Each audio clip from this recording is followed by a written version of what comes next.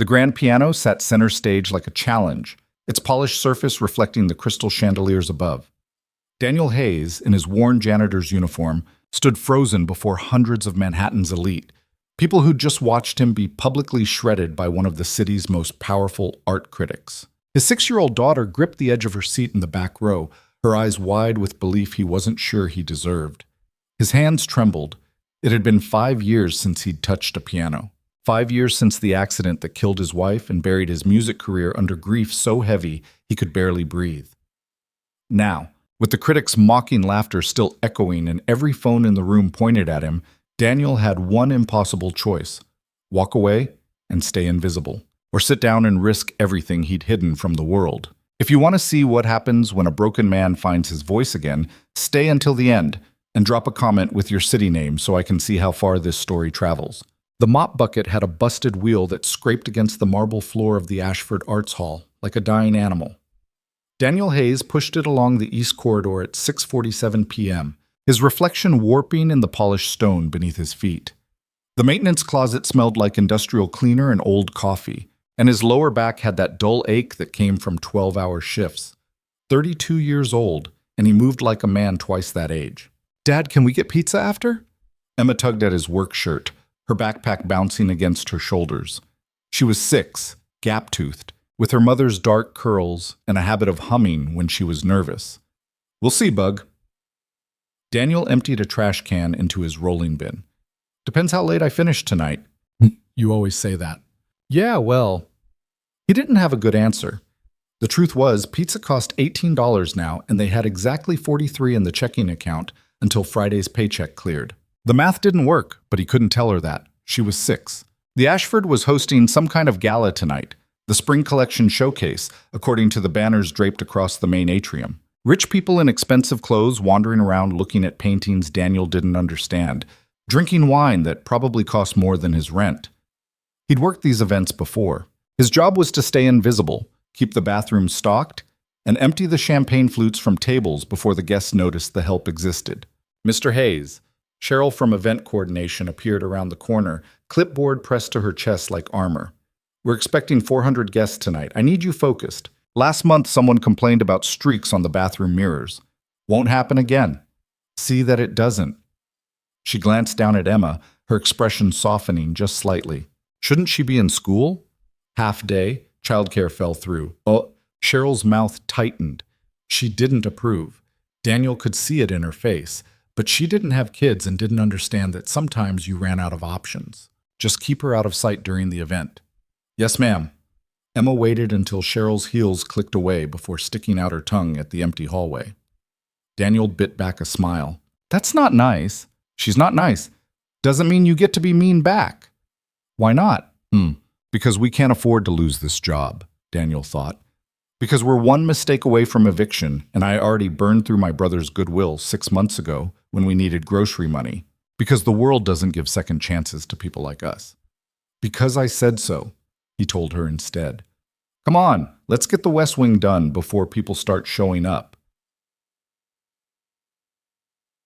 The Ashford had been built in 1923 by some railroad magnate whose name Daniel couldn't remember. High ceilings, marble columns, those old-fashioned chandeliers that probably weighed more than his car. The main performance hall could seat 800, and the acoustics were supposed to be world-class. Daniel wouldn't know.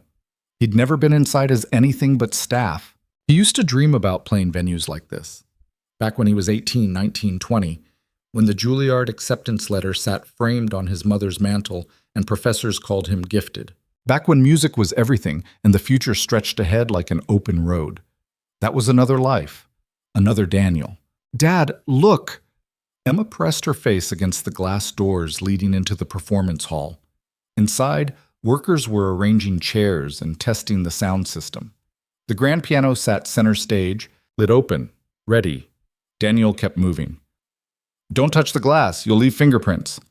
"Can I hear the piano?" "No." "Why not?" "Because we're working." "But you used to play piano." His hands tightened on the mop handle. "That was a long time ago." "Mommy said you were really good." "Oh?" The ache in his chest had nothing to do with his back. "Your mom said a lot of things." Emma went quiet. She did that sometimes when he mentioned Sarah, retreated into herself like she was trying to make herself smaller. Daniel hated it.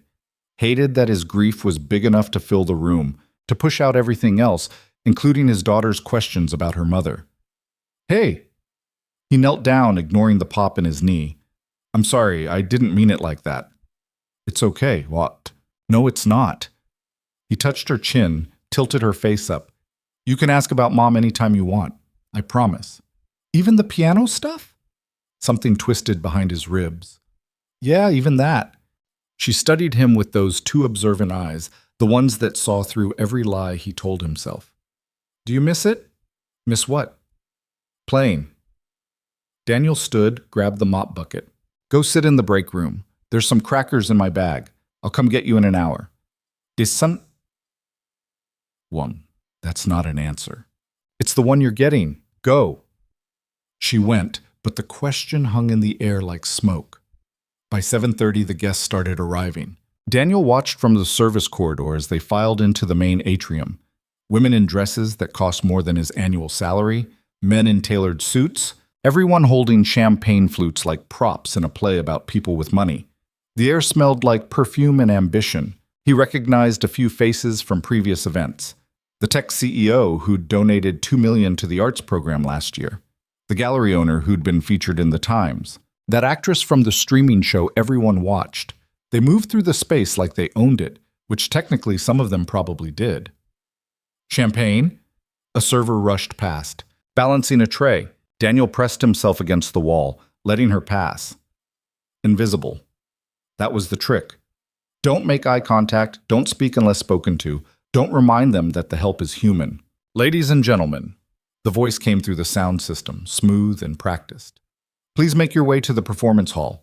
Tonight's showcase will begin in 15 minutes. Baiki, potate, ishikarone." Daniel headed for those bathrooms, checking supplies. Paper towels, soap, toilet paper. Everything stocked. He caught his reflection in the mirror, dark circles under his eyes, 2 days of stubble, the Ashford logo embroidered on his shirt pocket.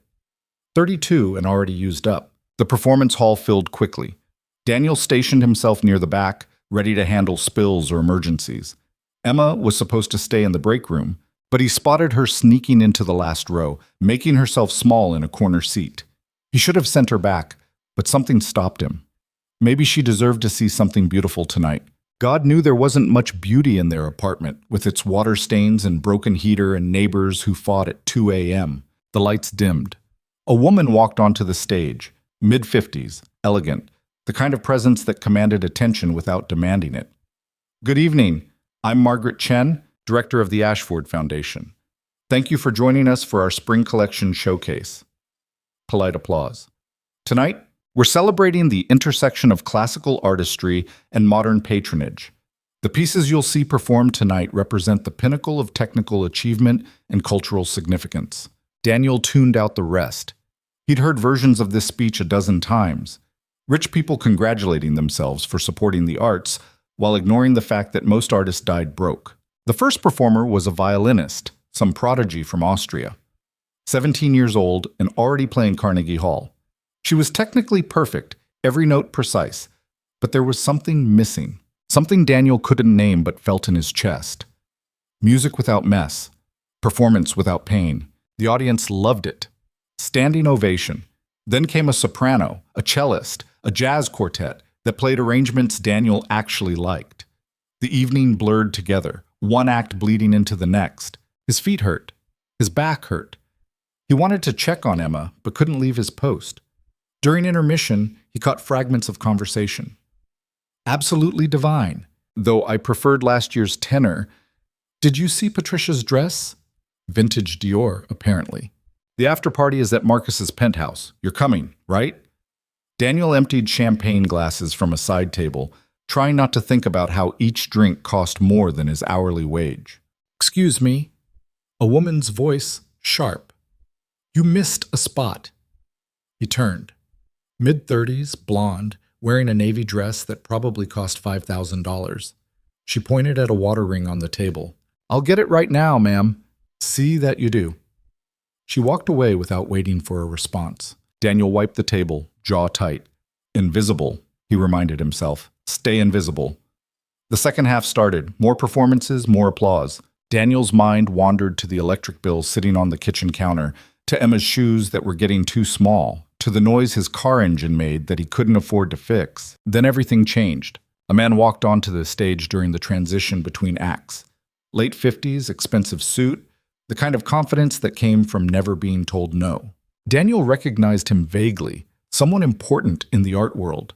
The guy had a column in one of those magazines. Ladies and gentlemen, the man's voice carried without a microphone. I'm Raymond Castellan, and some of you may know my work as a cultural critic. Murmurs of recognition. I've been attending these showcases for 20 years, and I have to say, I'm bored. He smiled like it was a joke, but there was an edge underneath. We see the same performances, the same safe choices, the same sanitized version of art. Where's the risk? Where's the authenticity? Some uncomfortable laughter from the audience. So I have a proposal. Castellan scanned the crowd. Let's make tonight interesting. I'm offering $10,000 to anyone here willing to perform right now. No preparation, no polish, just raw talent. Silence. Come now. Surely someone in this room has genuine artistic courage. More silence. The guests shifted in their seats, looking at each other, waiting for someone else to move. No one? Castellan's smile sharpened. How disappointing. Perhaps we don't actually care about authenticity after all. Perhaps we're all just... His eyes landed on Daniel, standing in the back in his janitor's uniform, trying to blend into the wall. You, Castellan pointed. Yes, you in the Ashford shirt. What's your name? G. Every head turned. Daniel's pulse kicked up. I work here. I can see that. But you have a name, don't you? Daniel Hayes. Daniel Hayes. Castellan said it like he was tasting something. Have you ever performed? The question hit Daniel like a fist. He thought about lying, about saying no. But Emma was watching from the back row with those wide eyes, and suddenly he couldn't. I used to play piano. Used to? Castellan walked to the edge of the stage. What happened? Life, what? Some laughter from the crowd. Castellan's smile didn't reach his eyes. How convenient. Tell me, Daniel Hayes, who used to play piano. Do you ever look at this hall and wonder what it would feel like to perform here? To be on this side of the velvet rope? Daniel's throat closed. He knew exactly where this was going. Because I look at you and I see someone who made excuses instead of art. Someone who chose the easy path. Castellan's voice dropped, intimate and cruel. So here's my offer. $10,000 if you sit at that piano and play something. Anything. Show us what you're made of. The silence was suffocating. Daniel felt 400 pairs of eyes on him. His hands were shaking. His chest was tight. Every instinct screamed at him to walk away, to go back to being invisible. Then he saw Emma, 6 years old, believing in him the way only a kid could believe in their parent. The way Sarah used to believe in him before the accident, before the hospital, before everything fell apart. I don't think, he started. Of course you don't. Castellan cut him off. That's the point. You don't think. You push a mop and collect a paycheck and tell yourself you used to be something special. But the truth is, you're terrified. Terrified that if you actually tried, you'd discover you were never that good to begin with. The words hit like bullets. Daniel's vision narrowed. The words hit. His heartbeat pounded in his ears. Dad. Emma's voice small and clear. You can do it. Castellan turned, spotting her. Oh, how sweet. Your daughter believes in you. Let's see if that faith is misplaced, shall we? That did it. Daniel started walking, not toward the exit. That did it. Toward the stage. His legs felt disconnected from his body. The audience blurred into shapes and colors. Someone whispered something that might have been encouragement or might have been mockery. He couldn't tell. Didn't matter. He reached the stage stairs, climbed them one at a time. The piano sat there, waiting. Black lacquer catching the stage lights. Steinway and Sons in gold lettering above the keys. Daniel hadn't touched a piano in 5 years. Not since Sarah's funeral, when he'd played her favorite song with hands that wouldn't stop shaking, when the notes came out wrong and he'd slammed the lid shut and sworn he'd never play again. He sat on the bench. It was too low. He adjusted it, muscle memory kicking in before his brain could catch up. The keys were smooth under his fingers, 88 of them, familiar as his own reflection. He used to know every weight, every response, could make them sing or weep or rage. Could he still? Daniel looked out at the audience. 400 faces, most of them strangers. Phones already out, recording. His humiliation would be on social media within minutes. The failed pianist in his janitor uniform, thinking he could perform for people who mattered. Then he found Emma. Front row now, somehow. She'd moved, gotten closer. Her hands were pressed together like she was praying, even though he'd never taught her how.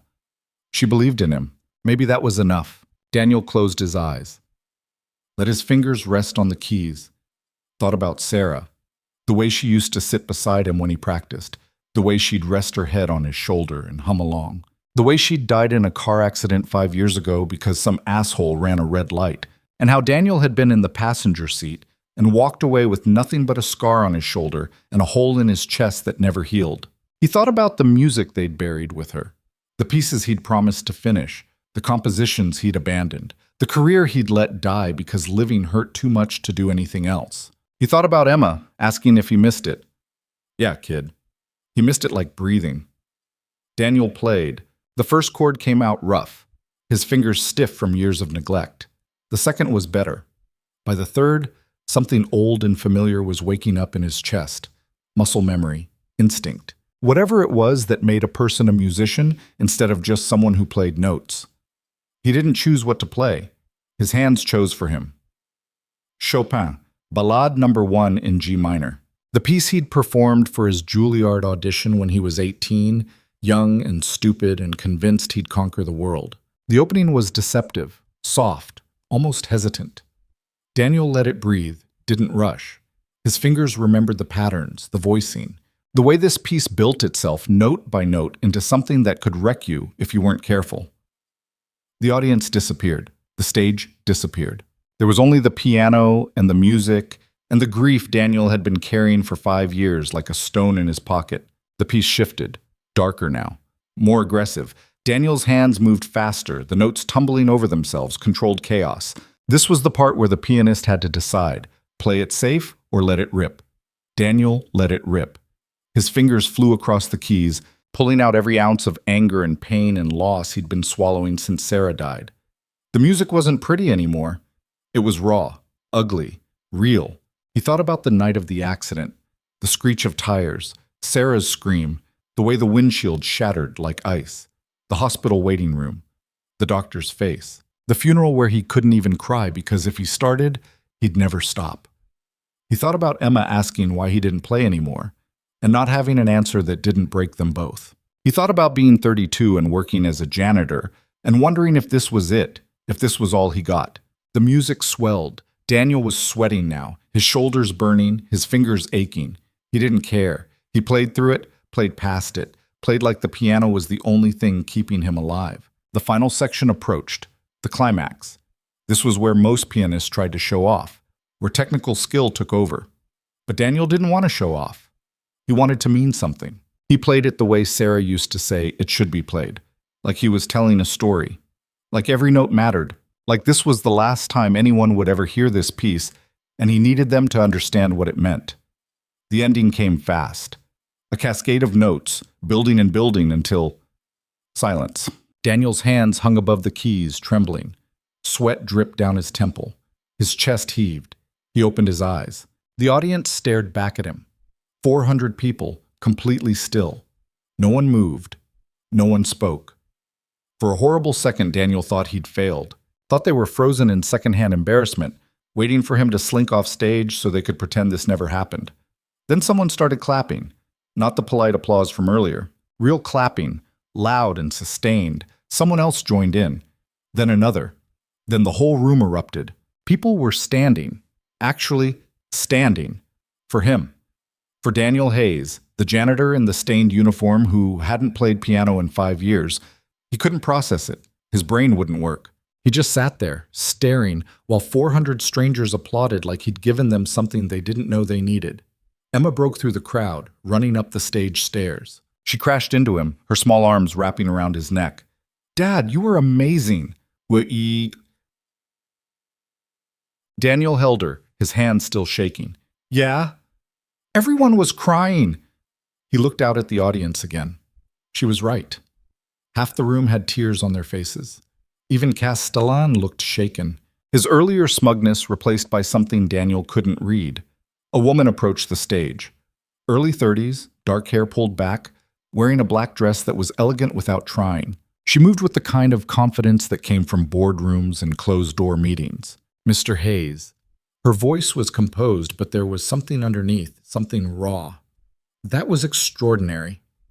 Daniel stood, suddenly aware of how he must look. Sweaty, disheveled, his uniform rumpled. Thank you. I'm Olivia Sterling. She extended her hand. He shook it. Her grip was firm, professional. Daniel. I know. You just told 400 people your story without saying a word. He didn't know what to say to that. Olivia glanced at Emma, then back at Daniel. Can we talk? After the event? I still have to work. I'll clear it with your supervisor. I don't... Please. Something shifted in her expression. A crack in the armor. What you just did. I haven't felt that in a very long time. I need to understand it. Daniel looked at Emma, who nodded like she was 50 instead of 6. Okay, he said. We can talk. Olivia smiled. It didn't quite reach her eyes, but it was real. Thank you. She walked away and Daniel watched her go, wondering what the hell just happened. Castellan appeared at the edge of the stage. He held a check. $10,000, as promised. Daniel took it, numb. The paper felt unreal in his hands.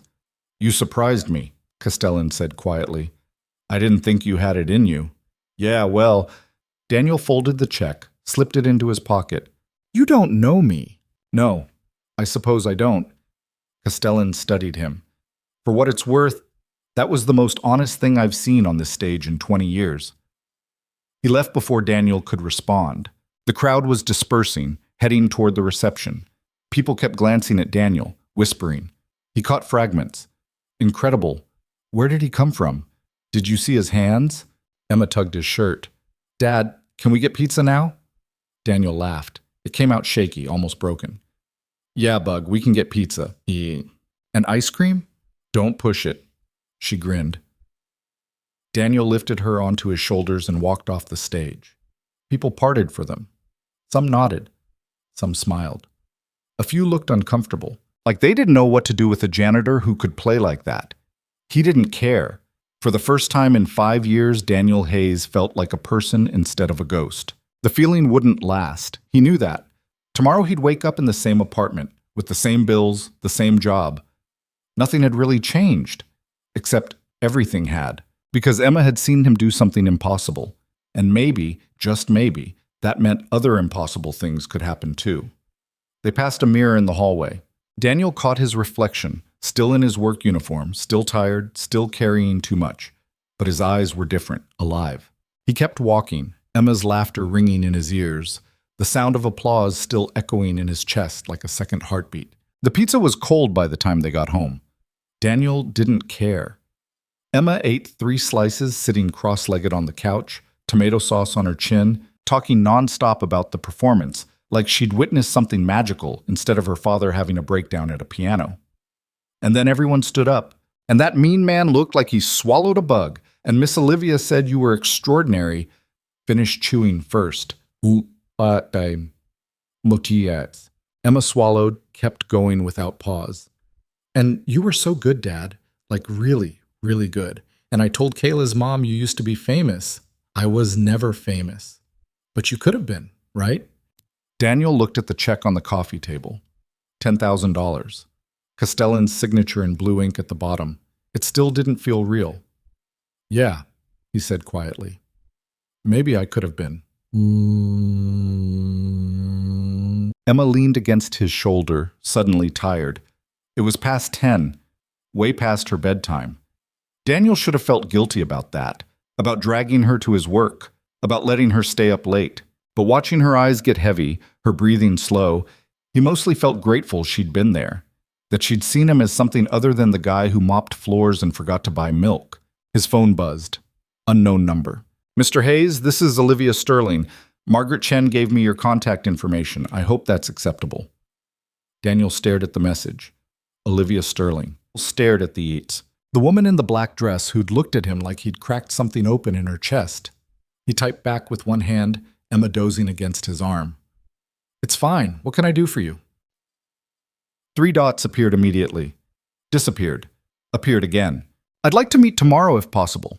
I have a proposition that I think might interest you. Daniel's thumb hovered over the keyboard.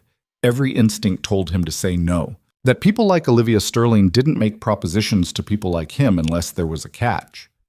But the check on the table said maybe things were different now. Maybe he'd earned the right to at least hear her out. I work until 3. After that? Perfect. There's a cafe on West 47th called Amelie's, 3:30. I'll be there. He set the phone down, looked at Emma. She was fully asleep now, her mouth slightly open. Daniel carried her to her bedroom, barely big enough for a twin bed and a dresser, and tucked her in. She didn't wake up. The kid could sleep through an earthquake. Back in the living room, Daniel picked up the check again. $10,000. Enough to cover 3 months' rent, fix the car, buy Emma new shoes, and still have money left over. Enough to breathe for the first time in years. But it was Castellan's money. Money from a man who'd humiliated him in front of hundreds of people, who'd poked at Daniel's wounds like they were entertainment. Taking the money felt like losing something, even if Daniel couldn't name what. He folded the check, put it in his wallet. He'd cash it tomorrow. Pride didn't pay rent. Sleep didn't come easy. Daniel lay in bed staring at the water stain on the ceiling that looked like a hand thinking about the piano. His fingers still ached from playing. 5 years of neglect didn't disappear in one performance, and his technique had been sloppy in places, rushed in others. But something else had been there too, something he'd forgotten existed. The music had felt like coming home after a long time away, walking through the door, and realizing all your stuff was still there, exactly where you left it. Morning came too fast. Emma had school. Daniel made breakfast, cereal because they were out of eggs, and helped her find matching socks while simultaneously checking his work schedule. He had the early shift today, 6 a.m. to 3 p.m. His back already hurt thinking about it. Dad, Ashley said her mom saw a video of you playing. What? Daniel paused, Emma's backpack halfway zipped. What? On her phone, you're on the internet. Something cold slid down his spine. Show me. Emma pulled out his old phone, the one he'd given her for emergencies with no data plan. But the school had Wi-Fi, and apparently she'd logged into something. She held up the screen. There he was. Grainy cell phone footage from last night, Daniel at the piano, the opening notes of the Chopin. The video had 40,000 views. The comments were a mix of genuine and cruel. Who is this guy? Oh, that janitor has more talent than half the people who played before him. Okay, but why is this Loki making me cry? Dude needs to fire his agent because he should not be cleaning toilets. This is what happens when you give up on your dreams, kids. Daniel closed the video, handed the phone back. His hands weren't quite steady. Are you famous now? Emma asked. No, Bug. I'm not famous. But 40,000 people watched. 40,000 people watch a lot of things. Doesn't mean anything. Except it did mean something. It meant strangers had opinions about him now. It meant the worst moment of his life, or maybe the best, he couldn't tell yet, was on the internet forever. It meant he couldn't take it back. Come on, he said. You're going to be late. The Ashford was different in the morning, quieter. The guests from last night were gone, leaving behind empty champagne glasses and programs scattered on chairs. Daniel worked through his shift on autopilot, his mind elsewhere. People kept looking at him differently. Cheryl had barely made eye contact when he clocked in, and 2 of the other custodians he usually ate lunch with found reasons to be busy. By 2:45, Daniel's nerves were shot. He changed out of his work uniform in the staff bathroom, pulling on jeans and a shirt that was clean but had a stain near the collar he couldn't get out. This was stupid. He should cancel. What did Olivia Sterling want with him anyway? People like her didn't help people like him. They collected stories for dinner parties, then moved on. But he went anyway. Amelie's was the kind of cafe Daniel walked past but never entered. Exposed brick, local art on the walls, coffee that probably cost $8 a cup. He felt immediately out of place. Olivia was already there, sitting at a corner table with a laptop open. She looked different in daylight, still composed, still elegant, but there were shadows under her eyes that makeup didn't quite hide.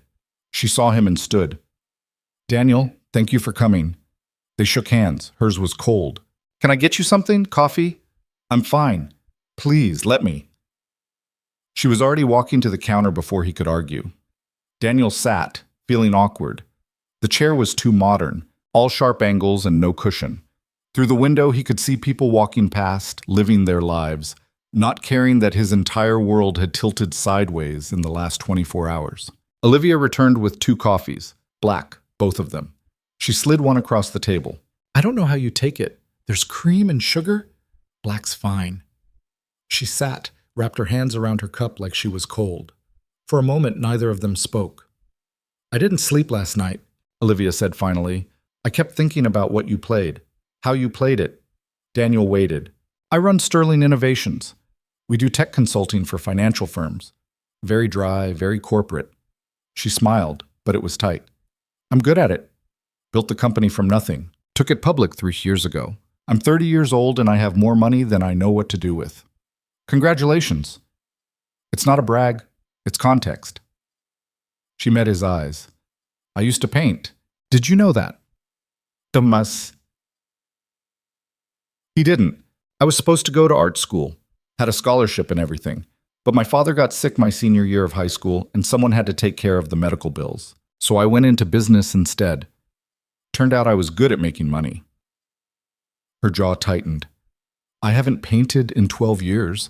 I tell myself I don't have time, but the truth is, I'm scared. Scared that if I tried, I'd realize I was never that good. That the person I used to be doesn't exist anymore." Daniel's coffee was too hot to drink. He set it down. "Last night, watching you play," Olivia's voice cracked slightly. "You weren't perfect. Your technique was rusty. You rushed some of the transitions. But you meant it. Every single note. And I realized I haven't meant anything in years." "Why are you telling me this?" "Because I want to do something that matters. And I think you do too." "Oh." Daniel leaned back, the chair digging into his spine. "I'm a janitor with a 6-year-old kid and $43 in my checking account. Before last night, I hadn't touched a piano in 5 years. I'm not looking to matter. I'm looking to survive. What if you could do both?" "There's no world where those things coexist." Olivia opened her laptop, turned it to face him. On the screen was a proposal, professionally formatted, dense with text and numbers. The header read, "The Ashford Access Initiative, Music Education for Underserved Communities." "I've been working on this since 4 a.m., Olivia said. "The basic concept is simple. We create a program that provides free music education to people who can't afford it. Not just kids, adults too. People who had to give up their art to survive, like you did. We give them access to instruments, instruction, performance opportunities. We give them what the world took away." Daniel scanned the document. Budget projections, partnership opportunities, facility requirements. It was thorough. Almost too thorough for something conceived in one sleepless night. "This would cost a fortune." "I have a fortune." "Why music? Why not feed people or house them? Or, "Because music saved my life once." Olivia's voice was quiet but fierce. "When my father was dying and I was drowning, I had this painting I was working on. This abstract thing that probably looked like garbage to anyone else. But for 2 hours a day, while I worked on it, I could breathe. That painting was the only thing that kept me from falling apart." She closed the laptop. "I gave that up. Told myself it was practical, responsible. But really I was just scared, and now I'm 30, and I run a company I don't care about, and I have everything except the one thing I actually want, which is to feel something real." The cafe's background noise filled the silence. Coffee machines hissing, low conversations, someone's phone ringing. "You want me to what exactly?" Daniel asked. "Teach it true book. I want you to help me build this. You understand what it means to lose your art and find it again. You have credibility. People saw what you did last night. They felt it. 40,000 people saw a janitor have a breakdown at a piano. That's not credibility. It's more honest than anything those guests paid to see. Olivia leaned forward. I'm not asking you to be perfect. I'm asking you to be real. To help me create something that gives people a chance. Daniel thought about Emma asking if he missed playing, about the check in his wallet, about spending the next 20 years mopping floors and wondering what if. I'm not qualified to run a program like this. Neither am I. We'll figure it out. I don't have time. I work 12-hour shifts. Quit. I have rent, utilities, a kid. Ma, I'll cover your salary. Whatever you're making now, I'll double it, plus benefits.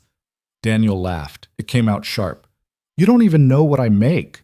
Doesn't matter. This isn't charity. This is a job. A real one. You'd be the program director. I've never directed anything in my life. You made 400 people feel something they didn't expect to feel. That's directing. Daniel stood up. This was too much, too fast. Yesterday he was invisible. Today, a stranger wanted to pay him to build a music program from nothing. It didn't make sense. I need to think about it. Then, Olivia stood too. Of course. Take whatever time you need. She pulled out a business card, slid it across the table. My personal number. Call me when you decide. Daniel took the card. Heavy stock, embossed letters. Olivia Sterling, CEO. He'd never owned a business card in his life. Can I ask you something? He said. Anything. Why do you really want to do this? And don't give me the painting story. What's the actual reason? Mas Motsagan. Olivia's composure slipped. Just for a second, but Daniel caught it. Something raw underneath. Because I'm tired of being empty, she said. Because I built everything I thought I wanted, and it turns out it's not enough. Because watching you play reminded me that there's supposed to be more than this. She picked up her laptop, her coffee. I know you don't trust me. You're smart not to. But I'm not offering this because I feel sorry for you. I'm offering it because I think you're the only person who might understand what I'm trying to do. She left before Daniel could respond. He sat back down, the business card in his hand. Through the window, he watched her walk away, shoulders straight, purpose in her stride. Everything about Olivia Sterling said success. But Daniel had seen that crack in her armor, that moment of honest desperation. She wasn't lying about being empty. He recognized the look. He'd seen it in his own mirror enough times. The barista came by to clear Olivia's cup. You want a refill? No thanks. I'm good. But he wasn't good. He was terrified. Because for the first time in 5 years, he had a choice that wasn't about survival.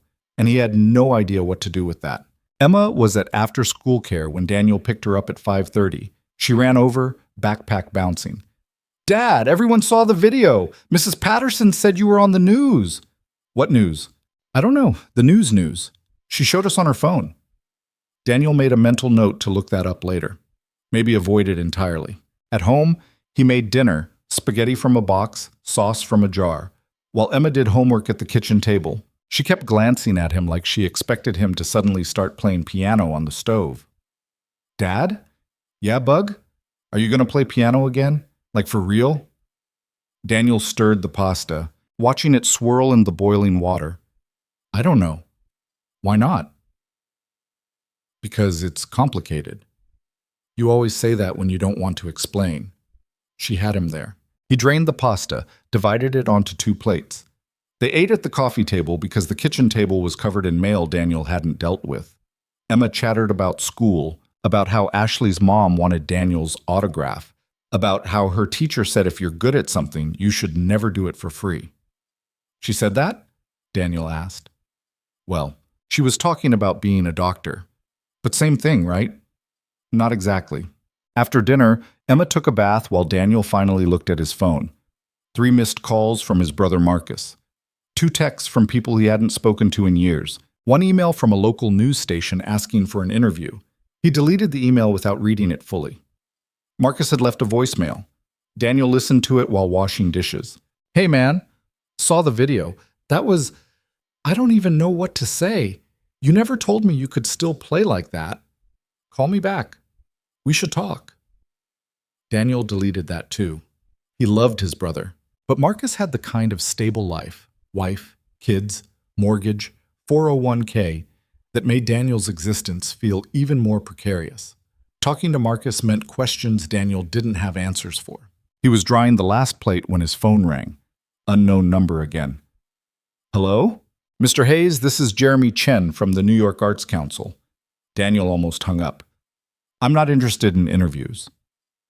This isn't about an interview. I'm calling about funding opportunities. Your performance last night generated significant public interest in community arts access. We have grant money available for programs that align with that mission. I don't have a program, but you could. I understand Olivia Sterling approached you today. Yeah, oh, sorry, serious. Daniel set the plate down slowly. How do you know that? Ms. Sterling contacted our office this morning about partnership possibilities. She mentioned you'd be involved. She did. Not a question, a statement. Mr. Hayes, I'll be direct. The Arts Council has been trying to expand access programming for years. We have the money, but not the narrative. You have the narrative. If you and Ms. Sterling can build something legitimate, we can fund it. We're talking substantial support. Define substantial. $500,000 over 3 years, more if the program demonstrates impact. Daniel sat down on the couch. $500,000 for a program that didn't exist, to be run by a janitor with no credentials and a CEO who admitted she was chasing something she couldn't name. I haven't agreed to anything yet. I understand, but if you do, please reach out. We'd like to be part of this conversation. Jeremy Chen gave his contact information, then hung up. Daniel stared at his phone.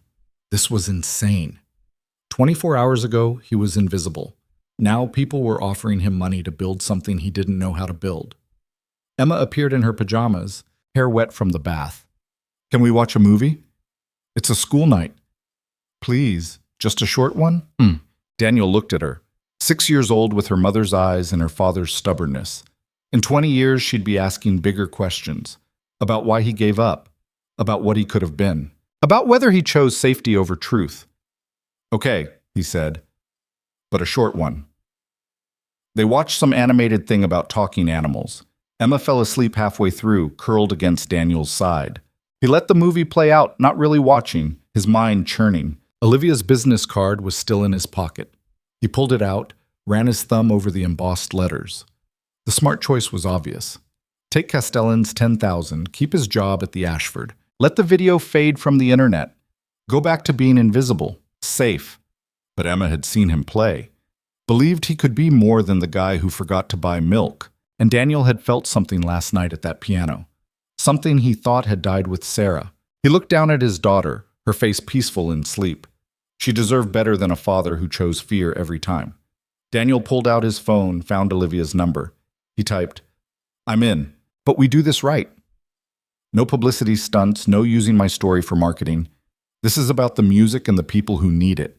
If you can agree to that, we'll talk. He hit send before he could second-guess himself. 3 dots appeared almost immediately. Agreed, those are exactly the terms I wanted.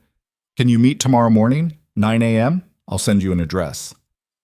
Daniel hesitated, then typed back, I have to drop Emma at school, 9:30. Perfect. See you then. He set the phone down, his heart racing. He'd just agreed to quit his job, upend his life, and build something he had no idea how to build. Emma stirred in her sleep, mumbled something incoherent. Yeah, Bug, Daniel whispered. I don't know what I'm doing either. But for the first time in 5 years, he felt like he was moving toward something instead of just away from everything. The next morning came with rain. Daniel dropped Emma at school, ignoring the stares from other parents who'd apparently seen the video. One mom tried to corner him in the parking lot, but he pretended not to see her. The address Olivia sent was in Chelsea, a converted warehouse building with floor-to-ceiling windows and the kind of industrial chic aesthetic that screamed money trying to look casual. Daniel buzzed the intercom. Olivia answered immediately. 4th floor. The elevator was sleek and fast. Daniel's reflection stared back at him from the polished doors. He looked tired, scared, like a guy about to make the biggest mistake of his life. The elevator opened directly into a loft space.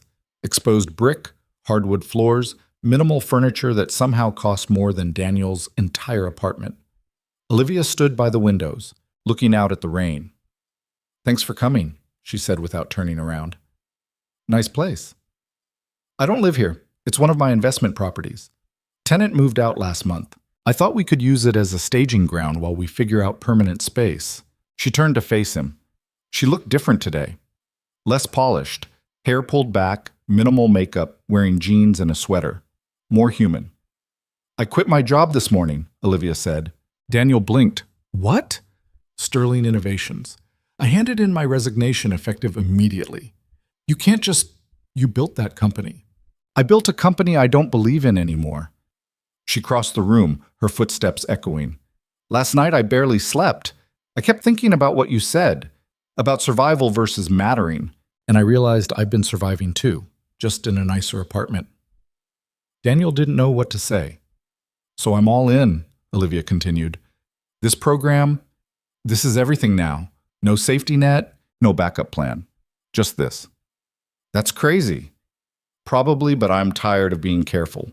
She pulled out a folder, handed it to him. Inside were revised proposals, contact lists, timeline projections. She'd been busy. I spoke with the Arts Council, several foundations, 2 major donors who owe me favors. Everyone wants in, but they want to meet you first. They want to know who you are, what you stand for. I'm a janitor who played piano once. You're a musician who survived losing everything and found his way back. That matters to people. Daniel set the folder on the table. I need you to understand something. I'm not inspiring. I gave up for 5 years. I let my daughter watch me become a ghost. That video everyone's sharing? That wasn't triumph. That was me barely holding it together. I know. Do you? Because you're talking about this like it's some redemption story, but I don't feel redeemed. I feel terrified.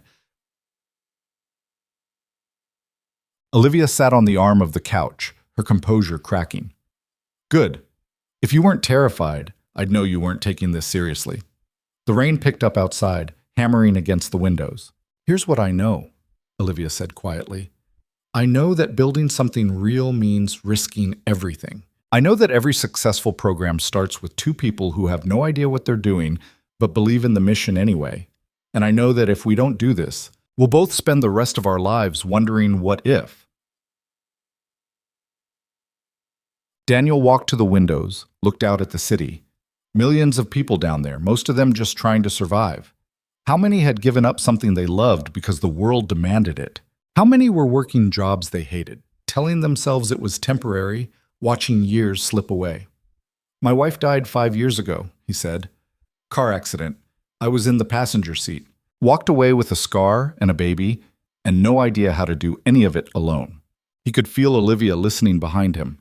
I stopped playing because every time I touched a piano, I saw her, heard her, and it hurt too much. So I chose numb instead. He pressed his palm against the cold glass. I'm still choosing numb most days. I don't know if I can stop. I'm not asking you to stop being broken, Olivia said. I'm asking you to build something with me while we're both still figuring it out. Daniel turned to look at her. She wasn't crying, but her eyes were bright. Okay, he said. Let's build something. Olivia smiled, a real one this time, reaching her eyes. Okay. They spent the next 3 hours mapping out a plan. It was messy, full of holes, probably impossible. But it was something. And for the first time in 5 years, Daniel felt like he was playing music again. Just a different kind. The first meeting with potential donors happened in a conference room that cost more per hour than Daniel used to make in a week. Olivia had arranged it for the following Tuesday. 8 people around a table, all of them holding copies of the proposal she'd stayed up revising until 3 a.m. Daniel sat next to her, wearing a suit jacket she'd bought him that morning because his only sports coat had a coffee stain he couldn't explain. The jacket fit wrong in the shoulders, pulled tight when he moved. He felt like a kid playing dress-up. Mr. Hayes, the woman at the head of the table, was somewhere in her 50s. Steel gray hair cut sharp. Patricia Vollmer, chair of the Brennan Foundation. Her organization had funded arts programs across the city for 30 years. We've all seen the video, of course, very moving. But I have to ask, what makes you qualified to run an education program? Daniel's throat went dry. They'd practiced this. Olivia had coached him through answers last night over Chinese takeout, while Emma did homework on the floor. But sitting here, with 8 pairs of eyes waiting for him to prove he wasn't just a viral moment, his mind went blank. I'm not qualified, he said. Olivia's hand twitched on the table. That wasn't the script. I've never run a program, never taught professionally. I dropped out of Juilliard after one semester because I couldn't afford it and didn't want the debt. Daniel met Patricia's gaze. But I know what it feels like to have talent and no access. I know what it's like to choose between your art and feeding your kid. And I know what happens when you give up, how it eats at you, makes you smaller until you're just going through motions. The room was quiet. The people we want to reach aren't looking for qualified instructors, Daniel continued. They're looking for someone who understands that music isn't about being perfect. It's about having a place where you're allowed to be human. Patricia studied him. That's a lovely sentiment, but sentiment doesn't run a sustainable program. Which is why I'm here, Olivia cut in smoothly. Daniel brings authenticity and vision. I bring infrastructure and operational experience. Together, we can build something that's both meaningful and sustainable. And if it fails, this from a younger man across the table, tech money, based on his hoodie and the way he kept checking his phone. These programs fail all the time. What makes this different? It might not be, Daniel said. But if we don't try, people like me stay invisible, and that's a guaranteed failure. The meeting went another 40 minutes. Questions about budget, timeline, metrics for success. Daniel let Olivia handle most of it. She was good at this, translating emotion into spreadsheets, making dreams sound practical. He watched her work and realized she'd spent years learning to speak a language she didn't actually believe in. When they left, neither of them knew if it had gone well. You went off script, Olivia said in the elevator. I know. I'm sorry. Don't be. It was better than what we rehearsed. She leaned against the wall, suddenly exhausted. Patricia Vollmer doesn't like sentiment, but she respects honesty. You gave her that. Did we get the funding? We'll know in a week. Daniel's phone buzzed. Text from Marcus. Mom saw the video. She's losing her mind. You need to call her. Boo. He silenced the phone. Family? Olivia asked. Brother. He's been trying to reach me. You should call him back. I will. Later. The elevator opened onto the street. It was early afternoon, too bright after the dim conference room. People rushed past them, absorbed in their own problems. I have to pick up Emma in an hour, Daniel said. Okay. Olivia pulled out her phone, started typing something. I'm meeting with the Arts Council tomorrow.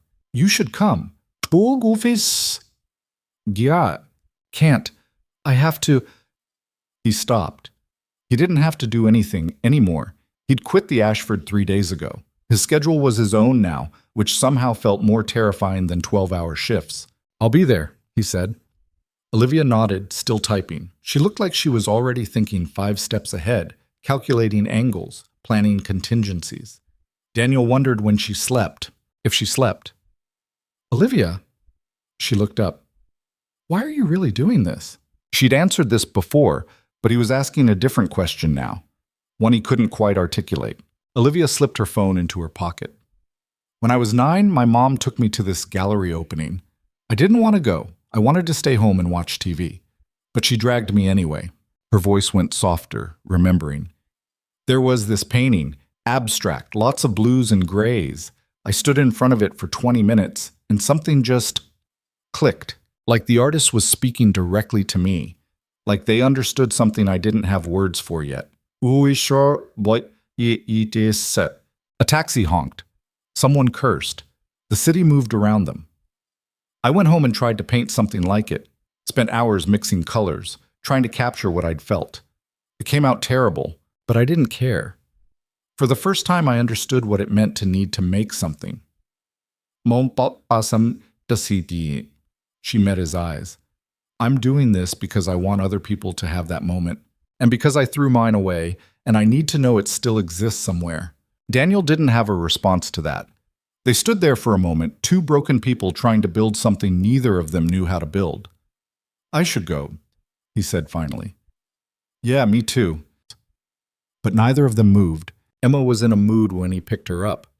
Something about a girl named Sophia stealing her eraser and Mrs. Patterson not believing her.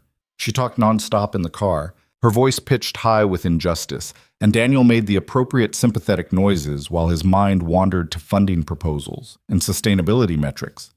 At home, Emma dumped her backpack and went straight for the snacks. Daniel's phone rang.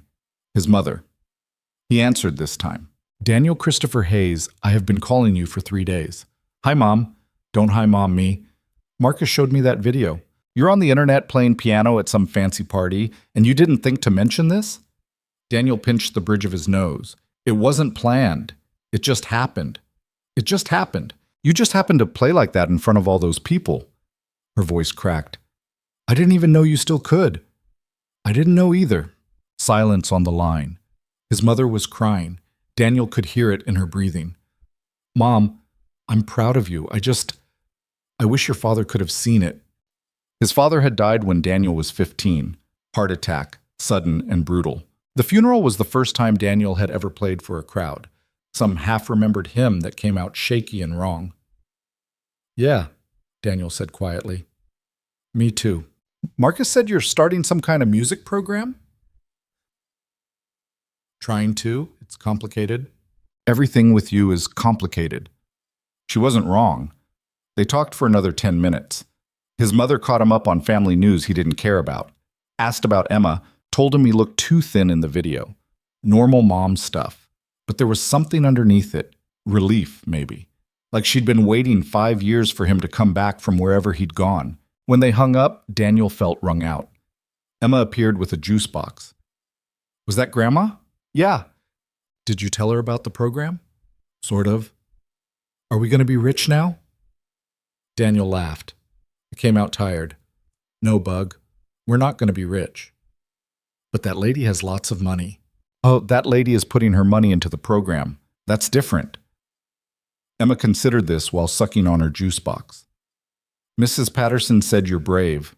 I'm not brave. She said it takes bravery to do something scary in front of people. Mrs. Patterson says a lot of things. But is she wrong? Daniel looked at his daughter. 6 years old, asking questions he didn't have good answers for. She had Sarah's eyes. The same way of looking at him, like she could see through all his defenses. No, he admitted. She's not wrong. The Arts Council meeting the next day was smaller but more intense. Jeremy Chen, the guy who'd called about funding, was there with 2 colleagues. They sat in a cramped office that smelled like old coffee and asked pointed questions about program structure, student recruitment, outcome measurement. We need concrete goals, Jeremy said, pulling up a document on his laptop. Not just help people rediscover music. How many students in year 1? What's the retention rate? How do we measure impact? Olivia had answers. She always had answers. But Daniel could see the tension in her jaw, the way her fingers drummed against her leg under the table. She was good at this, but it cost her something. What about instructor qualifications? One of the colleagues asked. She was younger, early 30s, with the kind of precise diction that suggested expensive education. You're proposing to hire teaching staff. What are the requirements? Professional experience in music education or performance, Olivia said. Minimum bachelor's degree in music or equivalent practical experience. Background checks, obviously. And Mr. Hayes, what are his qualifications for directing the program? Daniel felt everyone's attention shift to him. He has lived experience, Olivia said before he could answer. He understands the population we're serving in ways that can't be taught. With respect, Ms. Sterling, lived experience doesn't qualify someone to run a program of this scale. Actually, Jeremy cut in, I think it does. The programs that fail are usually the ones designed by people who've never experienced the problem they're trying to solve. They build what they think people need instead of what people actually need. The colleague didn't look convinced, but she let it go. After the meeting, Olivia and Daniel walked to a diner 3 blocks away. Neither of them had eaten lunch. They slid into a booth with cracked vinyl seats, ordered coffee, said nothing for a solid minute. That was brutal, Daniel finally said. That was standard. Olivia dumped sugar into her coffee. They're not trying to kill the program. They're trying to make sure we don't waste their money. What if we do? Then we fail, and everyone says they knew it wouldn't work. That's not reassuring. It's not supposed to be. She met his eyes. Nothing about this is supposed to be easy. The waitress brought menus. They ordered grilled cheese for Daniel, a salad for Olivia that she picked at but barely ate. "Can I ask you something?" Daniel said. "Sure. The company you built, Sterling Innovations. Do you miss it?" Olivia set down her fork. "No. Not even a little? I miss the version of myself that believed it mattered. But the actual work, the meetings, the clients, the endless optimization of things I didn't care about?" She shook her head. "I don't miss being good at something meaningless." Daniel understood that more than he wanted to admit. His phone buzzed. Text from Patricia Vollmer. "The committee approved your proposal. $300,000 over 2 years. Congratulations." He showed Olivia the screen. Her hand flew to her mouth. For a second, she looked like she might cry. Then she laughed instead, sharp and disbelieving. "We got it. Yeah, we actually got it." The waitress glanced over, concerned. Olivia waved her off, still laughing. Daniel felt numb. $300,000 for a program that existed only on paper, to be run by 2 people who had no idea what they were doing. "What do we do now?" he asked. Olivia pulled herself together, wiped her eyes. "Now we figure out how to not screw this up." The next 3 weeks blurred together. Daniel and Olivia worked out of the Chelsea loft, turning it into a makeshift headquarters. They interviewed potential instructors, scouted locations for classes, designed curriculum. Daniel had never worked this hard in his life, and he'd spent years doing manual labor. Emma adapted better than he expected. She liked Olivia, who treated her like a small adult instead of a child. Sometimes Emma would sit at the table doing homework while Daniel and Olivia argued about program structure, and she'd interject with observations that were somehow more useful than either of them wanted to admit. "Why don't you just ask people what they want?" she said one night, looking up from her math worksheet. Daniel and Olivia had been debating whether to focus on classical training or contemporary styles. "What do you mean?" Olivia asked. "You keep guessing, but you could just ask people." It was so obvious that Daniel felt stupid for not thinking of it. They organized a community listening session, posted flyers in neighborhoods they wanted to reach, reached out to community centers and churches. 40 people showed up, more than Daniel expected. Different ages, different backgrounds, united by a shared history of giving up something they loved because life demanded it. Daniel stood in front of them, no script, no plan. "My name is Daniel. 5 years ago, I stopped playing piano because my wife died and I couldn't handle feeling anything. I worked as a janitor and told myself it was temporary. Then temporary became 5 years." He could see people nodding, recognizing themselves in his story. This program, if we do it right, it's not about teaching music theory or technique. It's about giving you a place where you're allowed to try again, where failing isn't the end, where you can be bad at something you love and that's okay. A woman in the 3rd row raised her hand. 50s, gray hair, tired eyes. "I used to sing," she said. "Opera, actually. Had a scholarship to conservatory, but my mom got sick and I had to drop out. That was 30 years ago. Is it too late for people like me?" Daniel looked at Olivia. She nodded. "No," he said. "It's not too late." They collected information, what people wanted to learn, what barriers they faced, what would make the program accessible. By the end of the night, Daniel had 3 pages of notes and a clearer vision than any amount of planning sessions had given him. On the way home, Olivia was quiet. "You okay?" Daniel asked. "That woman, the opera singer." Olivia stared out the car window. "That's going to be me in 20 years if I don't do this." "You're doing it. We're trying to do it. There's a difference." Daniel couldn't argue with that. The program launched 6 weeks after the listening session. They'd found space in a community center in the Bronx. Not fancy, but functional. 3 classrooms, a performance space that doubled as a gymnasium, enough room to grow if things went well. They started with 4 classes. Piano basics with Daniel teaching, voice with an instructor named Lisa who'd sung backup for a dozen artists whose names Daniel recognized, guitar with a guy named Marcus, not Daniel's brother, different Marcus, who'd played session work until his hands started giving him trouble, and music theory with an older woman named Ruth who'd taught middle school for 30 years before retiring. The first day was chaos. 20 students showed up for Daniel's piano class when they'd planned for 12. Half of them had never touched a piano. Two of them were legitimately talented. One guy, probably in his 40s, sat at the keyboard and cried before playing a single note. "You okay?" Daniel asked quietly, crouching next to him. The guy nodded, wiping his eyes. "Sorry, my dad used to play. He died before he could teach me." Daniel put a hand on his shoulder. "Take your time. We're not in a rush."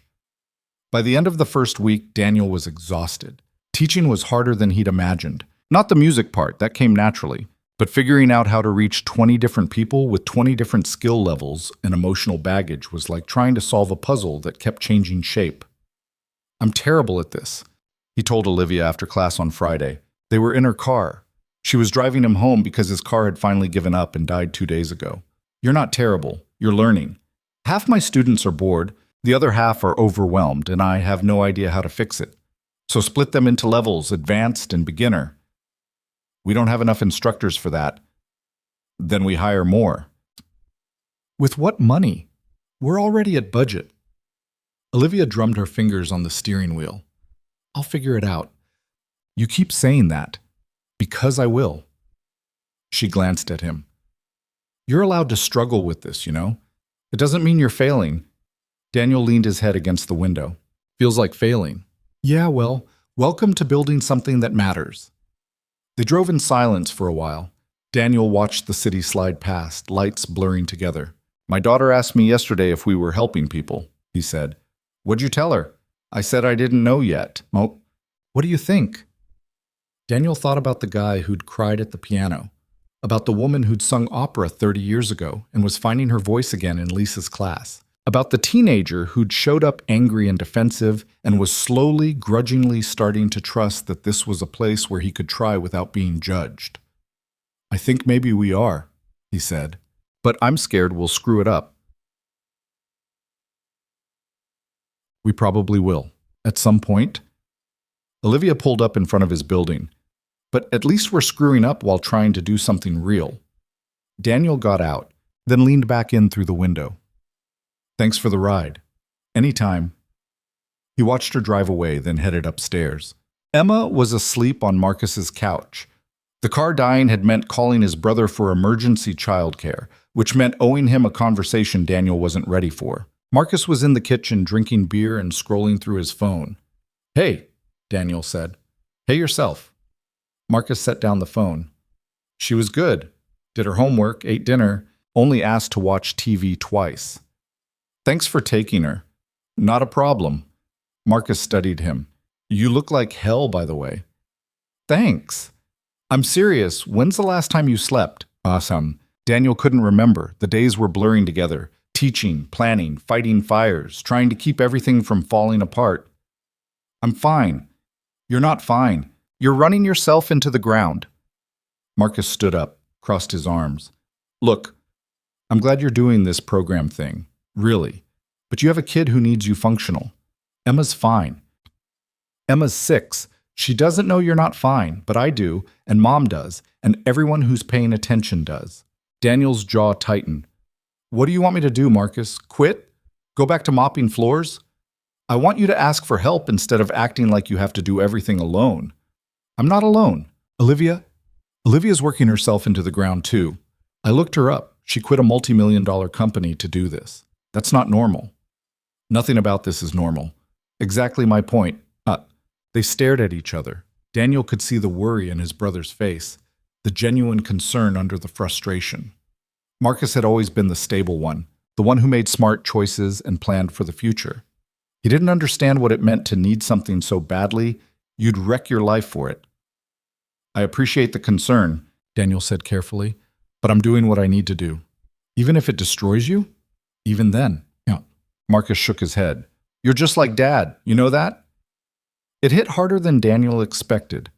Their father had worked himself to death chasing something he couldn't name, trying to prove something to people who didn't care. "I should get Emma home," Daniel said. "Yeah, you should." Daniel carried his daughter to the car, borrowed from Marcus until he could afford to fix his own. Emma woke up halfway, mumbled something about needing her backpack, then fell back asleep against his shoulder. At home, Daniel tucked her into bed and stood in the doorway watching her sleep. She looked so much like Sarah, it hurt. His phone buzzed. Text from Olivia. Problem, call me. He stepped into the hallway, dialed. She answered on the first ring. We're getting press. What kind of press? The bad kind. Someone leaked photos from our listening session. There's an article calling the program poverty tourism and saying we're exploiting people's trauma for funding. Daniel's stomach dropped. Who wrote it? Doesn't matter. It's out there and people are responding. How bad? Bad enough that I'm getting calls from donors asking questions. Daniel sat down on the floor, his back against the wall. What do we do? I don't know yet, but we need to get ahead of this before it kills the program. They talked for another hour, strategizing.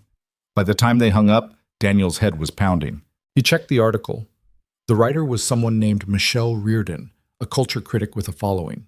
She'd written that Daniel and Olivia were wealthy saviors playing at social justice while actual communities struggled without real support. She'd called Daniel's piano performance a spectacle of suffering designed to extract sympathy from the privileged. She'd questioned whether the program actually helped anyone or just made rich donors feel good about themselves. The worst part was Daniel couldn't entirely disagree. He'd been so focused on building something, he hadn't stopped to ask if he was building the right thing. If they were actually helping or just creating a more sophisticated version of the same system that had failed people in the first place. The comments on the article were brutal. Half supported Michelle's take, half defended Daniel. Everyone had opinions about people they'd never met, making judgments based on a viral video and a half-researched hit piece. Daniel closed his laptop, turned off his phone. He sat in the dark living room of his apartment, listening to the couple upstairs fight, and wondered if he'd made a terrible mistake. By morning, things had gotten worse. 3 donors had pulled their support. One of the instructors had quit, saying she didn't want to be associated with controversy. The community center was getting calls asking if they knew they were hosting a problematic program. Daniel met Olivia at a coffee shop. She looked like she hadn't slept. Her hair was pulled back in a messy ponytail, no makeup, wearing the same clothes from yesterday.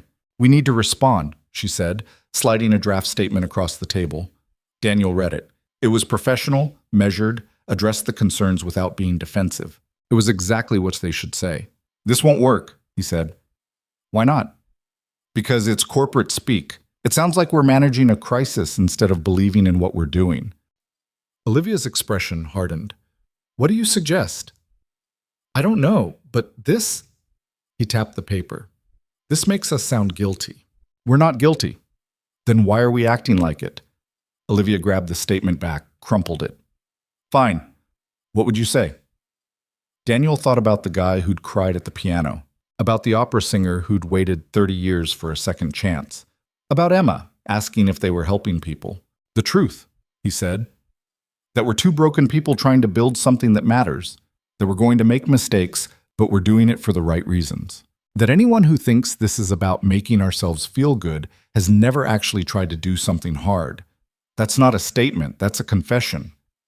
Maybe that's what we need. Olivia stared at him. Then, slowly, she pulled out her laptop. Okay, let's write a confession. They worked on it for 2 hours, arguing over every word. The final version was raw and honest, and probably a terrible idea from a PR standpoint. They posted it on the program's website, shared it on social media, sent it to the reporters who'd been asking for comment. Then they waited. The response was immediate and divided.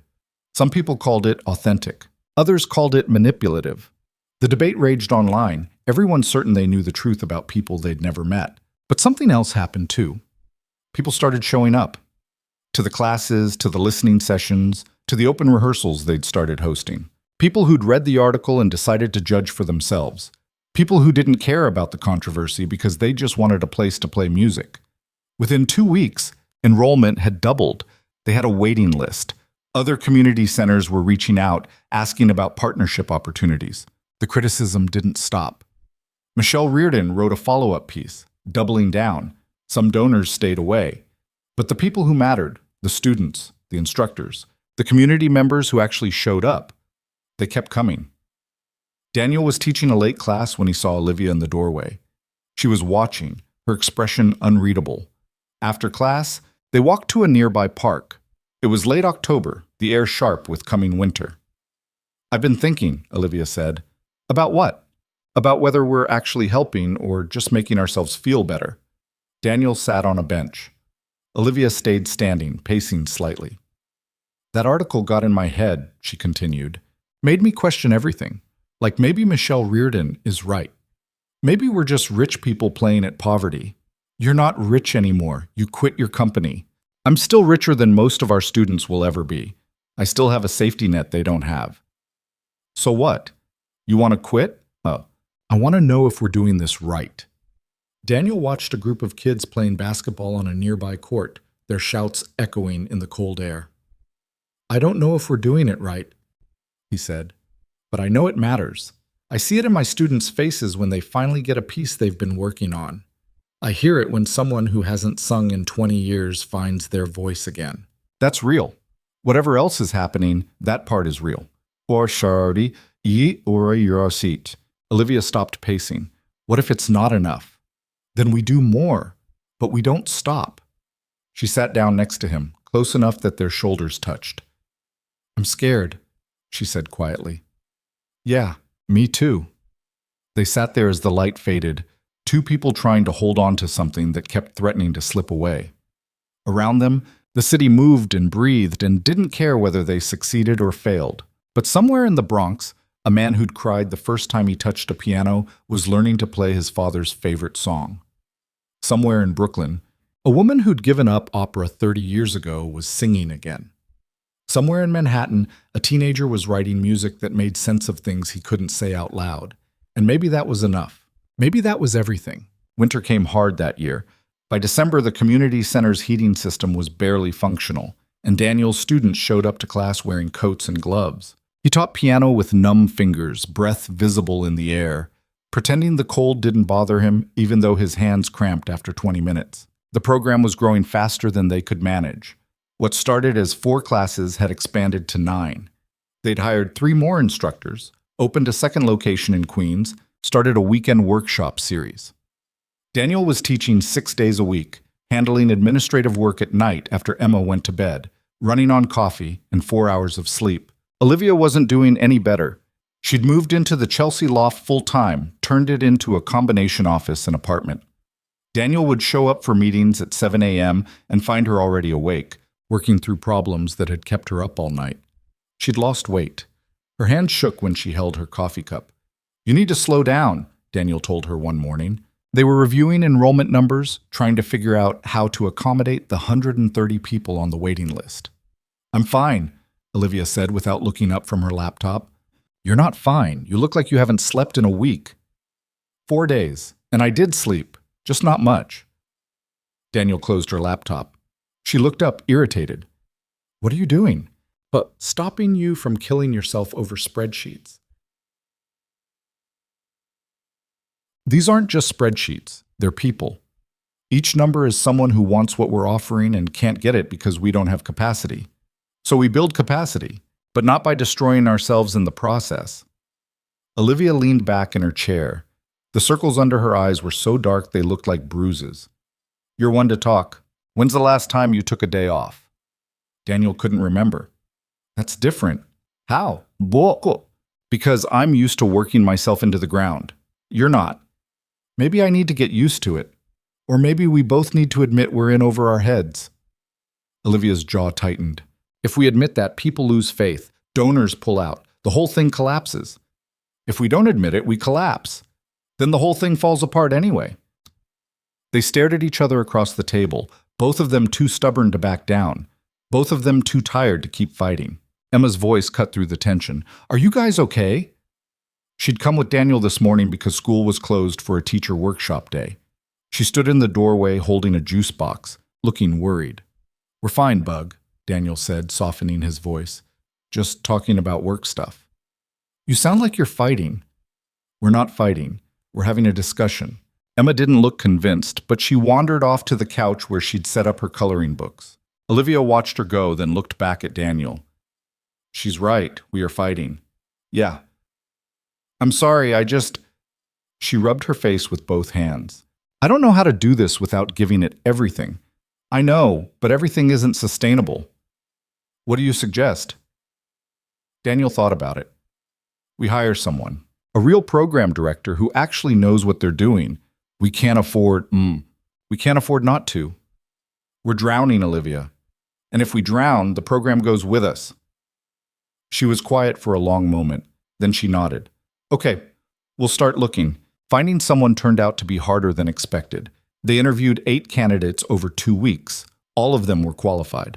None of them understood what Daniel and Olivia were trying to build. Too corporate, Olivia said after the 3rd interview. Too academic, Daniel said after the 5th. The 7th candidate actually seemed promising. A woman named Karen Rostov, who'd run community programs for 15 years.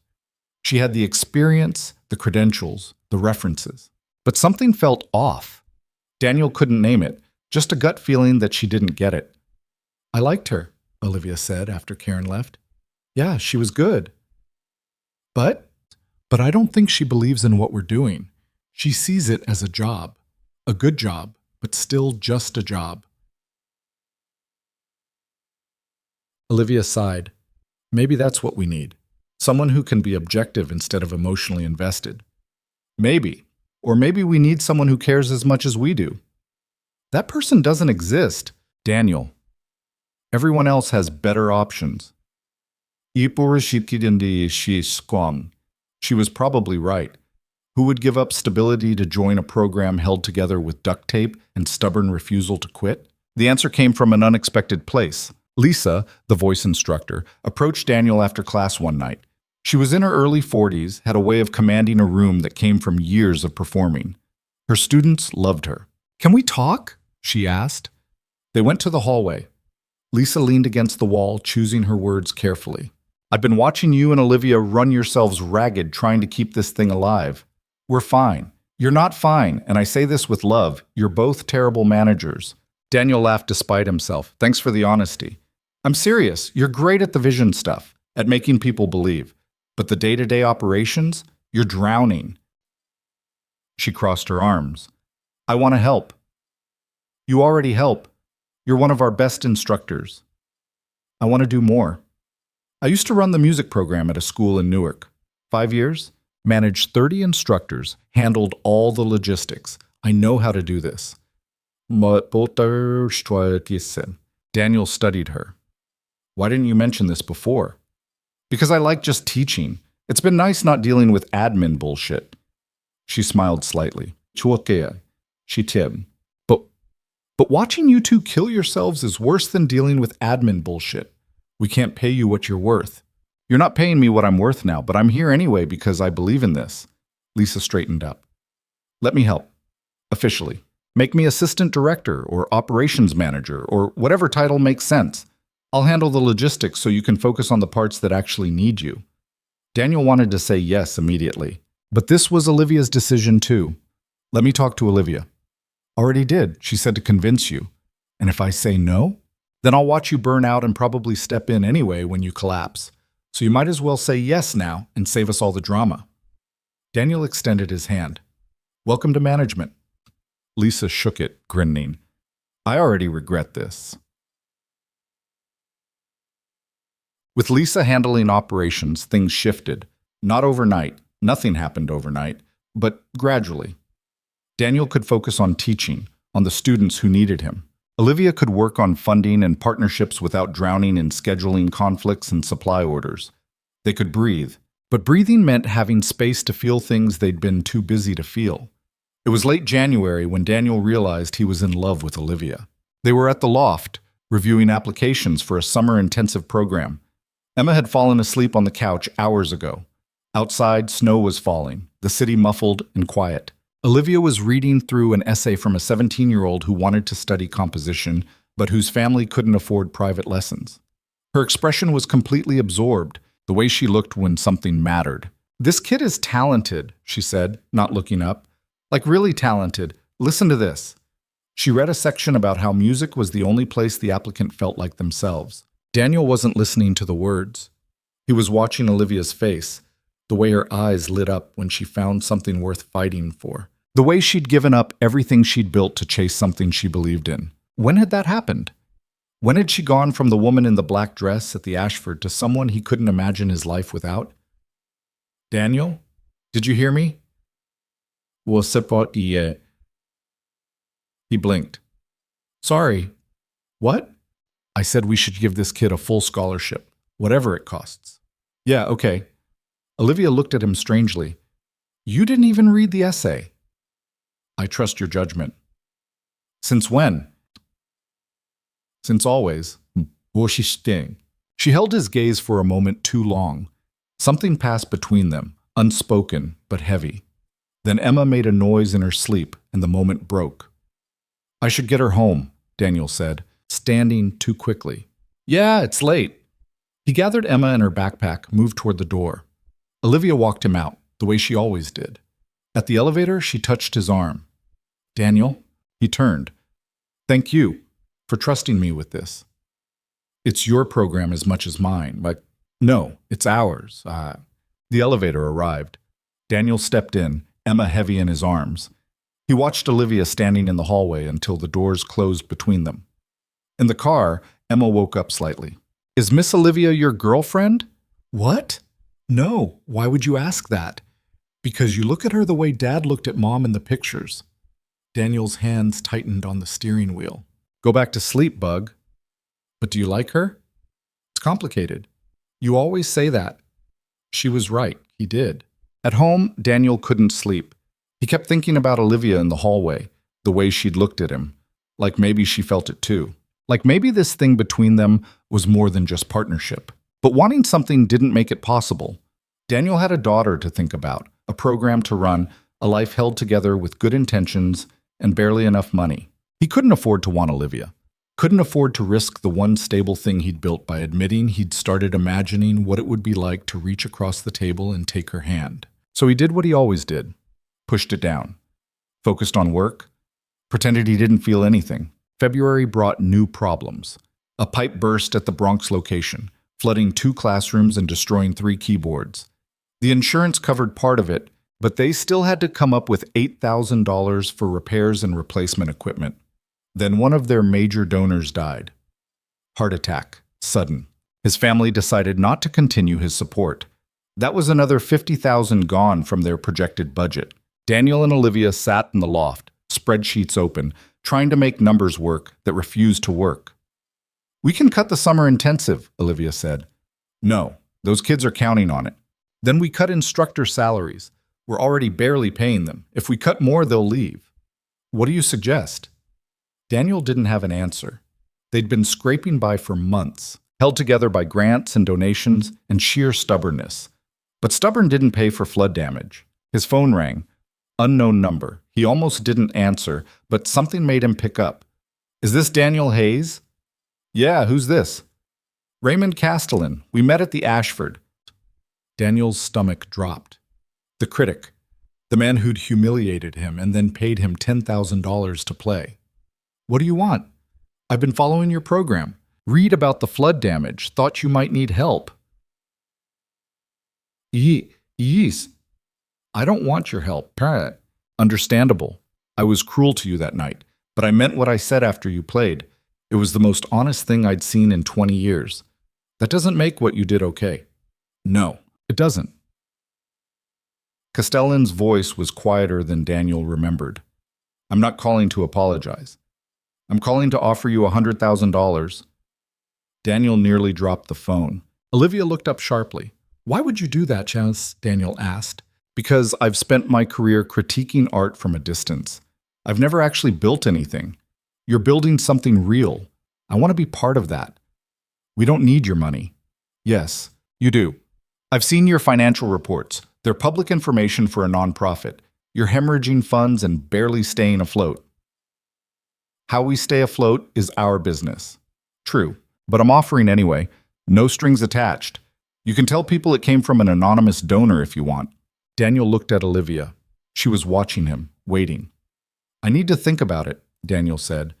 Take your time, but the offer stands. Castellan hung up. What was that? Olivia asked. Daniel told her.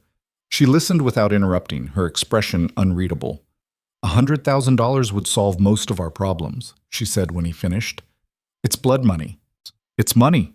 We can use it to help people. From the guy who humiliated me in front of hundreds of people for entertainment.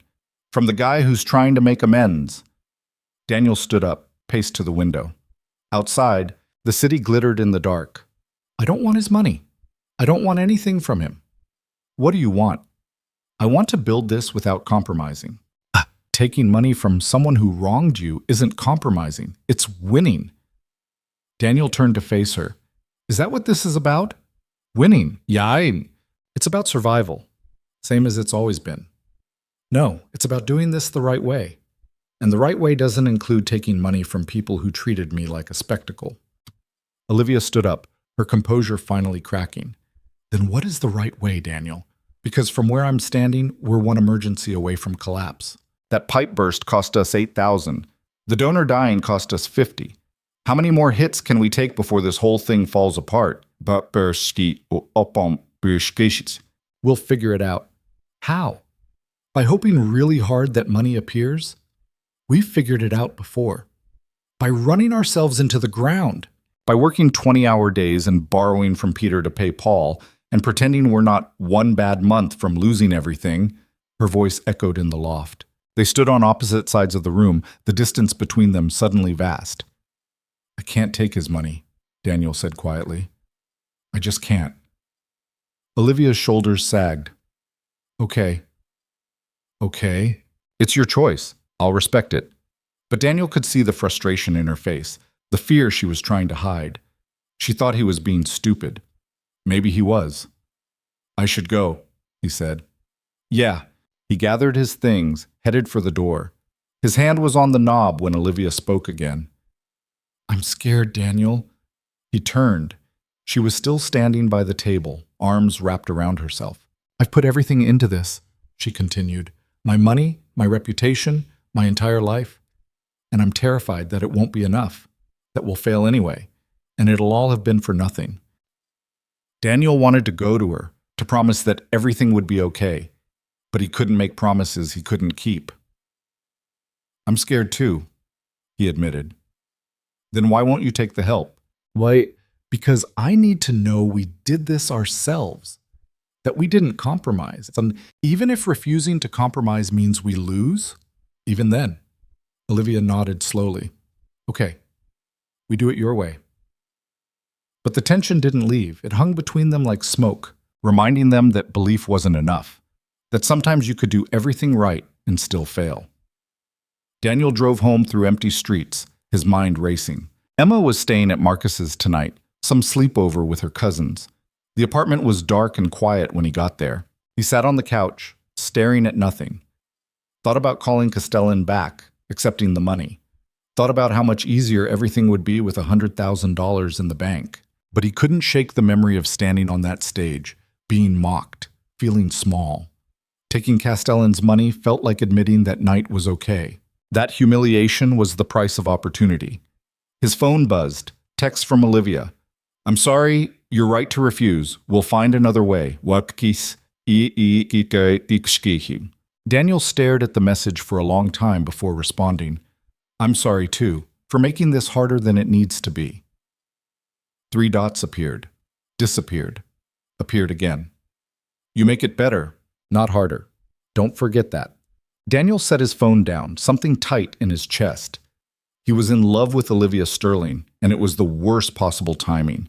They were broke, exhausted, holding on to a dream by their fingernails.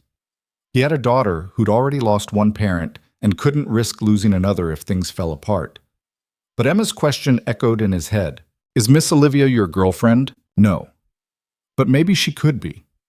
Maybe there was a version of this where Daniel got to have both, the program and the person, where wanting something didn't mean sacrificing everything else. The next morning, Daniel woke up to missed calls from Lisa. He called her back, still half asleep. We have a problem, she said without preamble. What kind of problem? The kind where the building inspector showed up at the Queen's location and found code violations. Electrical, mostly. They're shutting us down until we fix it. Daniel sat up, suddenly awake. How much will that cost? $12,000 minimum, maybe more depending on what they find. He closed his eyes. Okay. I'll figure it out. Daniel, we don't have 12,000. We barely have enough to make payroll next month. I said, I'll figure it out. He hung up, immediately called Olivia. She answered on the first ring. I heard, Lisa texted me. We need to take Castellan's money. Silence on the line. Are you sure? Olivia asked. No, but we're out of options. We could try another fundraiser or apply for emergency grants. That takes time we don't have. The Queen's location is closed. We have 70 students who need a place to learn. I can't let them down because I'm too proud to accept help. More silence. Then Olivia said, I'll call him. No, I'll do it. You don't have to. Yes, I do. This is my choice. I should be the one to make the call. After they hung up, Daniel sat with his phone for 10 minutes, building up the courage. Finally, he dialed the number Castellan had called from. 3 rings. Then, Mr. Hayes, I was hoping I'd hear from you. The offer still stand? Yes. 100,000. No strings. No strings. Daniel closed his eyes. We'll take it. I'll have my accountant wire it today. Do you need my lawyer to draw up paperwork? No paperwork, just the money. As you wish. A pause. For what it's worth, I think you're doing something important. Yeah, thanks. Daniel hung up before Castellan could say anything else. He sat there feeling like he'd just sold something he couldn't name. The program would survive. They'd fix the electrical issues, keep the Queen's location open, make it through another month. But the cost was Daniel's pride, his conviction that they could do this without compromise. And he wasn't sure if that made him pragmatic or just weak. Emma came home that afternoon full of stories about her sleepover. Daniel listened with half his attention, the other half still churning over the decision he'd made. Dad, you're not listening. I am. You said something about pizza. That was 5 minutes ago. Now I'm talking about the movie. Sorry, Bug. What movie? Emma sighed dramatically. Never mind. You're being weird today. I'm not weird. You are. You're doing that thing where you smile, but your eyes are sad. Daniel hadn't realized she paid that much attention. I'm just tired. Is the program okay? Yeah, it's fine. We figured some stuff out. Good. Because I told Sophia you were helping lots of people, and she said her mom wanted to take piano lessons. Sophia's mom? Yeah, she used to play when she was little, but stopped. Can she come to your class? Daniel thought about adding one more student to an already overcrowded class. About the logistics Lisa would have to juggle. About the fact that they were perpetually one crisis away from collapse. Yeah, he said. She can come. Emma beamed. I'll tell her tomorrow, Sasha. That night, after Emma was in bed, Daniel found himself at the piano keyboard they'd bought cheap from a pawn shop. It was cramped in the living room, took up space they didn't have. But Emma had wanted to learn, and Daniel couldn't say no. He sat down, touched the keys. They were slightly out of tune, the action stiff. He played anyway. Nothing specific, just fragments of things he'd been teaching, pieces he'd loved when he was younger and still believed music could save him. His phone rang. Olivia. Hey, he answered. I'm outside. Can I come up? Daniel looked around the apartment. It was a mess. Emma's homework on the table, dishes in the sink, the general chaos of 2 people living in too small a space. Yeah, sure. She buzzed up. Daniel opened the door, and there she was, still in her coat, snowflakes melting in her hair. I couldn't stop thinking about today, she said. About you taking Castellan's money, about how much that cost you. It was the right call. Was it? We're still operating. That makes it right. Olivia stepped inside, shrugged off her coat. I've been trying so hard to make this work that I forgot to ask if it's working the way it should. If we're still building what we wanted to build. Daniel closed the door. What do you mean? I mean, we started this because we wanted to create something real, something that mattered. But we're so busy keeping it alive that I don't know if it matters anymore. If we're just another program trying to survive instead of trying to change things. She was standing in the middle of his living room, looking lost. Daniel had never seen her like this, vulnerable, uncertain, stripped of the armor she usually wore. It still matters, he said quietly. I see it every day.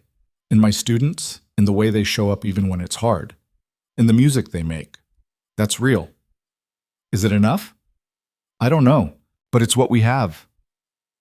Olivia looked at him, and Daniel saw everything he'd been trying not to see. The loneliness, the fear, the desperate need to believe this meant something. "I'm in love with you," she said. The words hung in the air between them. Daniel's heart stopped. "Olivia." "I know it's terrible timing. I know we're barely keeping this thing afloat, and adding personal complications is the last thing we need. But I couldn't not tell you anymore. I'm tired of pretending I don't feel this." Daniel couldn't breathe. "I have a kid, a whole life that's already complicated. I can't. I'm not asking you to do anything. I just needed you to know." She moved toward the door. Daniel caught her arm. "Wait." Olivia turned. They were standing too close, her coat in her hands, the space between them charged with everything unsaid. "I feel it too," Daniel admitted. "I've been trying not to, but I do."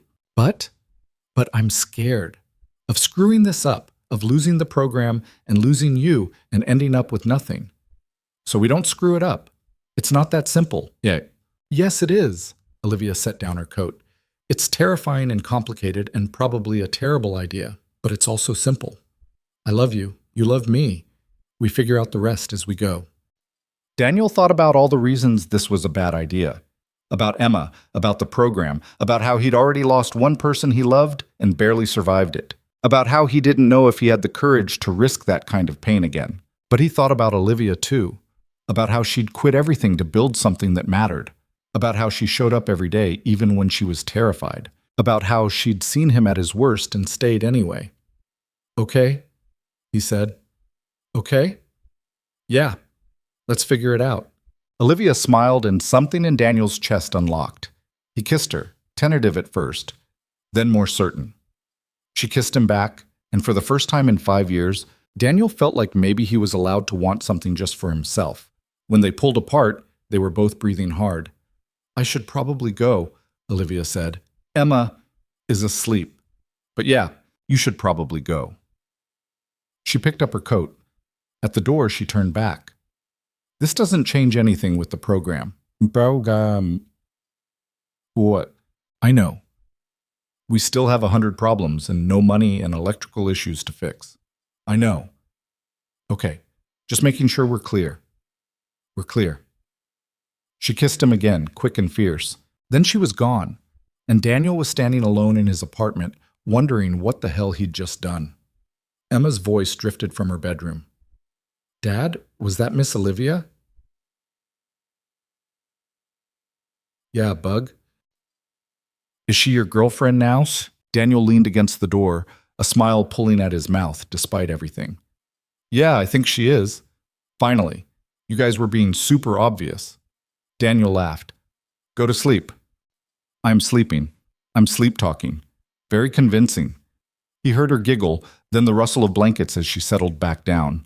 Daniel stood in the quiet apartment, his heart still racing. They had a program to save, code violations to fix, 100 students counting on them. He had a daughter who needed stability and a future that was uncertain at best. But he also had Olivia. And maybe that was enough to make the rest feel possible. Spring came slowly, fighting its way through March slush and April rain. The electrical work at the Queens location took 3 weeks and cost $14,000 instead of $12, but they got it done. Castellan's money kept them afloat, though Daniel still felt a knot in his stomach every time someone asked where the funding came from. The relationship with Olivia changed everything and nothing. They were careful at first, keeping things private, not wanting to complicate the program with personal drama. But Emma figured it out immediately, and once Emma knew, it felt pointless to hide. "Miss Olivia's coming to dinner tonight," Emma announced at breakfast one Saturday. "I know, I invited her. Are you going to cook or order pizza?" "What's wrong with my cooking?" Emma gave him a look that said everything. "Pizza it is." Olivia arrived at 6 with a bottle of wine and a nervousness Daniel found endearing. She'd been to the apartment dozens of times, but this felt different, official. "Hey," she said at the door. "Hey yourself." They kissed, brief and self-conscious. Emma made a gagging noise from the couch. "You're 7 now," Daniel called over. "You're supposed to be mature." "I am mature." "Mature people think kissing is gross." Olivia laughed, and the tension broke. Dinner was chaotic in the best way. Emma dominated the conversation, telling Olivia about school drama and her friend Sophia's new hamster. Olivia listened like it mattered, asked follow-up questions, remembered details from previous stories. Daniel watched them together and felt something shift in his chest. Not quite hope, but close. After Emma went to bed, Daniel and Olivia sat on the couch with the wine, talking quietly. "She's amazing," Olivia said. "You're doing a good job with her." "I'm faking it mostly." "Aren't we all?" Daniel turned to look at her. "You ever think about having kids?" Olivia's expression shifted, became careful. "I used to. Before I built the company, I thought maybe someday. But then someday never came, and I convinced myself I didn't want it anyway. And now? Now I don't know. I'm 30. I have time, theoretically, but I also have a program that needs me and a life that's already complicated." She met his eyes. "Why are you asking?" Because I need to know what you want, what you're expecting from this. I want you, I want Emma. I want to build something together. The program, and maybe more than that, but I'm not going to push for things you're not ready to give." Daniel set down his wine glass. "I'm not good at this, at being with someone. Sarah and I, we were kids when we got together. We grew up together. I don't know how to do this as an adult with a whole life already built. So we figure it out together, same as everything else. What if I mess it up? Then we fix it, or we don't, and we survive anyway." Olivia took his hand. "I'm not expecting perfect, Daniel. I'm just expecting honest." He kissed her, slower this time, meaning it. When they pulled apart, Olivia was smiling. "Stay tonight?" he asked. "Emma is asleep, and she already knows we're together. We're not fooling anyone." "Okay, but I'm stealing your toothbrush." "Deal, sick." They lay in Daniel's too small bed, the streetlight filtering through the blinds. Olivia's head rested on his chest, her breathing evening out as sleep crept in. Daniel stared at the ceiling, feeling the weight of her against him, and thought about how strange it was that broken things could still fit together. The program's first anniversary came in May. They'd planned a small celebration, a showcase where students could perform if they wanted, nothing mandatory. But word spread, and by the time the night arrived, the community center was packed. Students, families, instructors, donors. Even some reporters showed up, including one from the Times. Daniel stood backstage, his hands shaking. He was supposed to play something, a closing piece after the students performed. He'd chosen the lullaby he'd started writing for Emma when Sarah was pregnant, the one he'd abandoned after the accident. He'd finished it 2 weeks ago, staying up until 3 a.m. at the keyboard while Olivia slept in his bed, the notes finally coming together after 5 years of silence. "You ready?" Lisa appeared beside him. "Not even a little." "Good. Means it matters." The showcase started. A teenager played guitar, fumbling through a song he'd written about his grandmother. A middle-aged woman sang an aria, her voice shaky but genuine. The man who'd cried his first day at the piano played Fur-Elise, not perfectly, but with so much heart that Daniel felt it in his throat. Between performances, students talked about what the program meant to them, how it gave them a place to be imperfect, how it reminded them they were more than their day jobs and responsibilities, how music had become a way back to themselves. Daniel watched from the wings, Olivia standing next to him.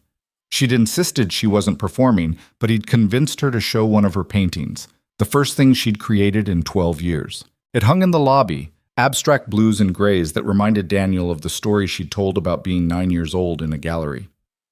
"Your turn soon," Olivia whispered. "I know. You're going to be great." "You don't know that." "I do. Because you're not trying to be perfect. You're trying to be true." Her name was called. Olivia walked onto the stage to introduce the final performance. Daniel watched her command the room with quiet confidence, talking about the program's journey, thanking the people who'd believed in them, acknowledging the struggles they'd faced. "This year taught me that building something meaningful requires breaking yourself open," she said. "It requires admitting you don't have all the answers and trusting that the people around you will help you find them. I came into this thinking I needed to have everything figured out, but the truth is, the best parts came from not knowing, from stumbling forward and discovering things along the way. She paused, looking directly at Daniel. Our final performer tonight is Daniel Hayes. Some of you know his story, but what you might not know is that he's spent the last year not just teaching music, but teaching all of us what it means to show up broken and keep going anyway. This piece he's about to play, it's something personal, something he's been working on for a long time. I hope you'll listen with the same openness and generosity you've shown all night. She walked off stage, squeezed Daniel's hand as she passed. "Don't overthink it," she whispered. Daniel stepped into the lights. The piano waited, familiar and terrifying. He sat down, adjusted the bench, let his fingers rest on the keys. The audience was quiet, waiting. He closed his eyes and thought about Sarah. About the night in the hospital when Emma was born, when Sarah had been exhausted and radiant and they'd talked about what kind of parents they'd be. About how he'd promised to write Emma a lullaby, something just for her. About how that promise had died with Sarah, buried under grief too heavy to carry. But here he was, 5 years later, still carrying it, still trying. Daniel played. The lullaby started soft, almost tentative. A simple melody that built slowly, adding layers. He'd written it thinking about Emma, about her laugh, her stubbornness, the way she looked at him like he could do anything. But as he played, other things crept in. Sarah's memory, yes, but also Olivia's quiet strength. The students who'd trusted him, the community they'd built together. The middle section turned darker, acknowledging the hard parts. The grief, the fear, the nights when Daniel had wanted to give up.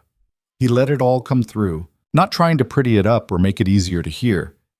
This was the truth, messy and painful and real. Then the melody returned, transformed, still recognizably the lullaby, but fuller now, richer, like it had survived something and come out stronger. Daniel's hands moved across the keys, years of muscle memory and new understanding combining into something he'd never played before. The audience disappeared. The stage disappeared. There was only the music and the feeling behind it. Love and loss and hope, all tangled together in ways he couldn't separate anymore. The final chord faded into silence. Daniel opened his eyes. The audience was standing, applauding, but he wasn't looking at them. He was looking at Emma in the front row, tears streaming down her face, and Olivia next to her, crying too. He stood, walked off stage. Emma met him there, throwing her arms around his waist. "That was for me," she said into his shirt. "Yeah, Bug, it was always for you." Olivia joined them, wrapped her arms around both of them. They stood there in a backstage hallway while the applause continued. 3 people who'd found each other in the wreckage and decided to build something new. The celebration went late. Students lingered, not wanting the night to end. Daniel talked with parents, answered questions from reporters, accepted congratulations from people whose names he couldn't remember. Throughout it all, he kept catching sight of Olivia across the room, and every time their eyes met, she smiled. Raymond Castellan showed up near the end. Daniel saw him standing by the door, not quite entering, like he wasn't sure he was welcome. Daniel walked over. "Didn't expect to see you here. I hope it's all right. I saw the announcement online." "It's fine." Daniel meant it. The anger he'd carried for months had faded into something more complicated. "Thank you for the funding. It saved us. I should be thanking you. This program, it's everything I've criticized arts organizations for not being. Real, accessible, honest." Castellan looked around the room. "You were right to make me work for it. The money meant more because it cost me my pride. That makes 2 of us." They stood in comfortable silence for a moment. Then Castellan extended his hand. "I'm glad you played that night, for both our sakes." Daniel shook it. "Yeah, me too." After Castellan left, Daniel found Olivia helping clean up. She was stacking chairs, her dress sleeves pushed up, completely absorbed in the task. "Leave it," Daniel said. "Lisa said she'd handle it tomorrow." "I don't mind." "I know, but come with me anyway." He led her outside. The night was warm, the first real warmth after months of cold. They walked without direction, eventually ending up at a small park 2 blocks away. "I've been thinking of you," Olivia said. About next year, about expansion. We have 3 locations now, but we could do more. Harlem, maybe, or Brooklyn. We can barely manage what we have." "I know, but imagine if we could scale this. Really scale it." reach thousands instead of hundreds. Daniel sat on a bench. Olivia sat next to him, close enough that their shoulders touched. "You're never satisfied, are you?" he asked. "Are you?" "No, but I'm learning to be okay with that." Olivia leaned her head on his shoulder. "I never thanked you properly." "For what?" "For taking a chance on this. On me. I know it wasn't easy. Nothing worth doing is easy. Very wise." "Did you read that in a fortune cookie?" Daniel laughed. "Probably. Yes." They sat there as the city hummed around them. A year ago, Daniel had been invisible. A janitor pushing a mop, raising his daughter alone, buried under grief he couldn't name. Now he was a program director, a teacher, a partner, someone who mattered because he decided to matter. "I love you," he said. Simple and true. Olivia lifted her head, looked at him. "I love you too. Even though I'm a mess, especially because you're a mess. Perfect people are boring." They kissed in the park while the streetlights flickered on, two imperfect people building an imperfect life together. Summer brought changes. They expanded to Brooklyn like Olivia wanted, found a space in a renovated church basement. Enrollment jumped to 300 students. They hired 4 more instructors, brought Lisa on as full-time operations director with a salary that actually reflected her worth. The media attention grew too. Features in magazines, a segment on the local news, an invitation to speak at a conference about arts access. Daniel hated it. The interviews, the photos, the way reporters wanted to make him into some inspiring story about overcoming adversity. But he did it anyway because it brought funding, and funding meant they could help more people. Emma started 2nd grade. She asked if she could take voice lessons with Lisa, and Daniel said yes, even though listening to his daughter sing reminded him so much of Sarah it physically hurt. Olivia moved some of her things into the apartment. Not all of them. She kept the loft as an office, but enough that it felt like they were building something permanent. Toothbrush in the bathroom, clothes in the closet, her coffee mug next to his in the cabinet. One night in August, Daniel woke up at 2 a.m. to find Olivia's side of the bed empty. He found her in the living room, sitting at the keyboard with her laptop open, wearing one of his old shirts. "Can't sleep?" he asked. "I had an idea for the curriculum, wanted to write it down before I forgot." Daniel sat next to her on the bench. "It's 2 in the morning. "I know, sorry. Did I wake you?" "No. Bed was cold without you." Olivia closed her laptop, turned to face him. "Can I ask you something?" "Always." "Do you think about her? Sarah?" The question caught him off guard. They didn't talk about Sarah much. Olivia seemed to understand that some griefs were too big for conversation. "Every day," Daniel said honestly. "But differently now. Before, thinking about her was like reopening a wound. Now it's more like, I don't know, visiting someone, remembering someone I loved." "Does it bother you that I'm here instead of her?" "No, because you're not instead of her. You're in addition to her. Different people, different times." He took Olivia's hand. "Sarah was my first love, the mother of my child. She'll always matter, but that doesn't mean I can't love you too." Olivia's eyes were bright. "I worry sometimes that I'm trying to replace her, that Emma sees me that way." "Emma sees you as Olivia, someone who showed up and stayed, someone who loves her father and fights for things that matter. That's not replacement. That's just being present. I want to be good at this, at being with you, at being in Emma's life, but I don't know how." "None of us know how. We're all just trying." They sat at the piano together, the apartment quiet around them. Daniel played the opening bars of the lullaby, and Olivia hummed along, finding a harmony. It wasn't polished, but it was real. In September, Michelle Reardon, the critic who'd written the poverty tourism piece, published a follow-up article. Daniel braced himself for another attack, but this time the tone was different. "I was wrong about the Ashford Access Initiative," she wrote. "I judged it based on assumptions and incomplete information. After spending 3 months observing their classes and interviewing students, I've seen something I didn't expect, a program that actually delivers on its promises. Not perfectly, but honestly. Not because it's run by perfect people, but because it's run by people willing to admit they don't have all the answers."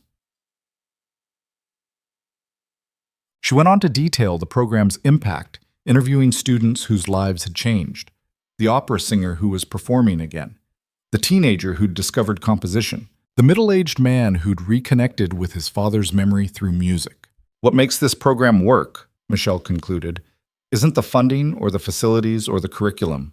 It's the belief that everyone deserves a place to be imperfect, that art isn't about being the best, it's about being true. Hayes and Sterling have built something rare, a program that sees people instead of projects. That's worth celebrating. Daniel read the article 3 times, not quite believing it. When he showed Olivia, she cried.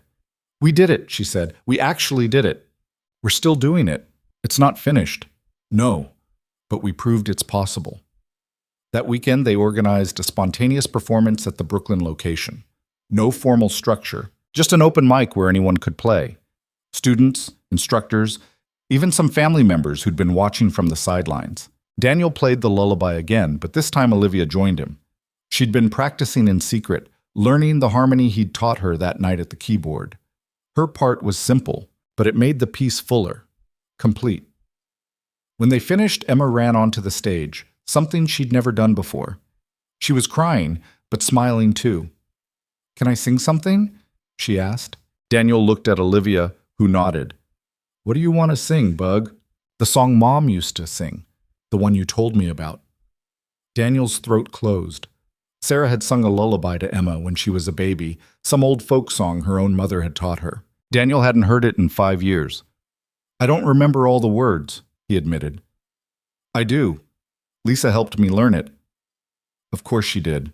Lisa had a way of knowing what people needed before they knew it themselves. Emma stood in front of the microphone, tiny and brave. Daniel played a simple accompaniment, pulling the melody from memory. Emma's voice was small but clear, singing about stars and dreams and love that lasted beyond goodbye. Halfway through, Daniel's hands faltered. The memory was too much. Sarah in the hospital, holding newborn Emma, singing this same song with exhausted joy. Olivia's hand covered his on the keys, steadying him. She picked up the accompaniment, keeping it going while Daniel remembered how to breathe. Emma finished the song. The room was silent except for the sound of people crying. Daniel stood, pulled his daughter into his arms. "That was beautiful. Mom would have liked it, right? She would have loved it." Emma pulled back, looked at both of them. "Miss Olivia? Can I call you something other than Miss Olivia? It feels weird now." Ami. Olivia knelt down to Emma's level. "What do you want to call me?" "I don't know. Not Mom, because I have a mom. But something that means you're important." "How about just Olivia?" Emma considered this. "Okay, Olivia." She hugged Olivia, then ran off to find her friends. Daniel and Olivia stood on the stage watching her go. "She's going to be okay," Olivia said. "Yeah, we all are." By October, the program had grown beyond anything Daniel had imagined. 400 students across 4 locations, a waiting list of 200 more. Grant funding secured through 2028. Corporate sponsorships that actually aligned with their values. But the real measure wasn't in numbers. It was in the lives changed, the quiet moments Daniel witnessed every day. The student who'd been too scared to sing in front of people finally performing for her class. The man who'd thought his hands were too old to learn guitar playing a song for his grandkids. The woman who'd spent 30 years in corporate law rediscovering the composer she'd wanted to be. These were the victories that mattered. The small human moments that didn't make headlines but changed everything for the people living them. In November, Daniel and Olivia were invited to speak at a national arts education conference. The keynote address in front of 800 people. Olivia wrote most of the speech. She was better with words. But Daniel added the parts that mattered. Standing on that stage, looking out at hundreds of educators and administrators and policymakers, Daniel thought about the night at the Ashford, about being invisible in his janitor uniform, being humiliated by Castellan, choosing to play anyway. "A year and a half ago, I was nobody," he told the audience.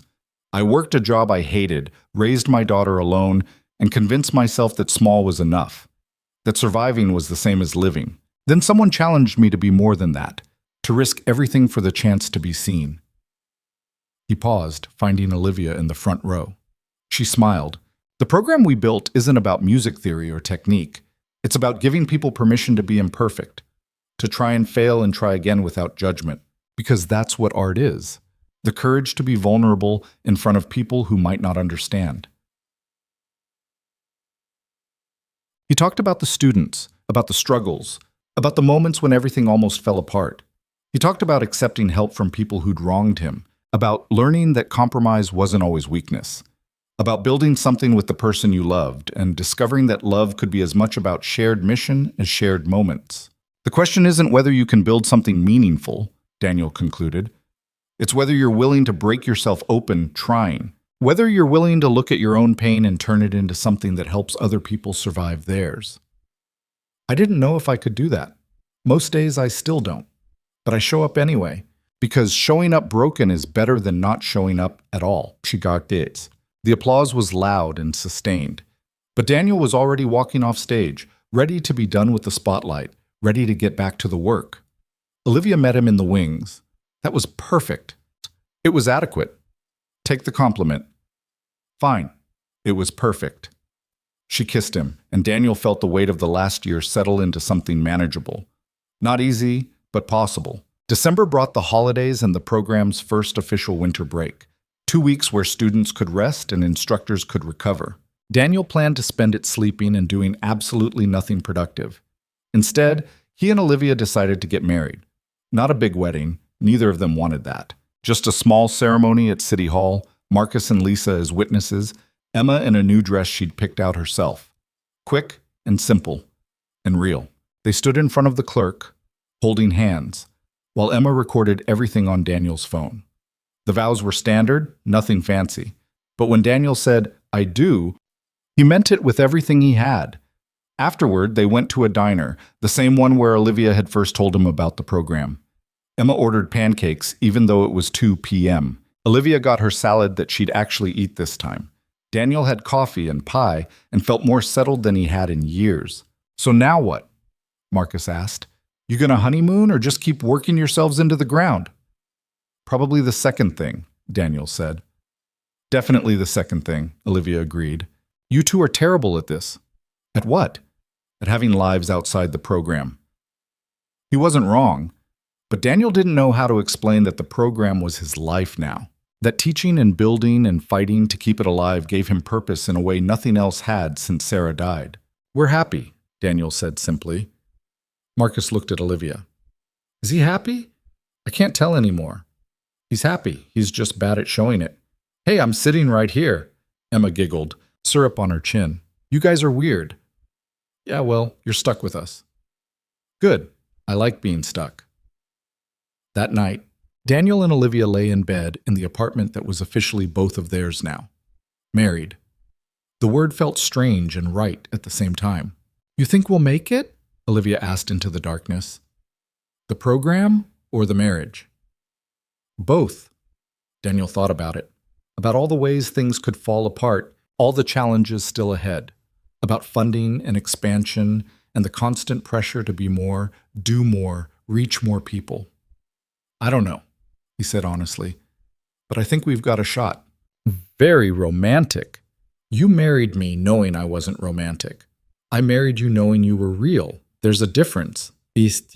Daniel pulled her closer. "Yeah, there is." Spring came again, marking the program's second anniversary. They planned another showcase, bigger this time. 800 people filled an auditorium they'd rented in Manhattan. Students from all 4 locations performed, showing what they'd learned and who they'd become. The opera singer sang a full aria, her voice strong and certain.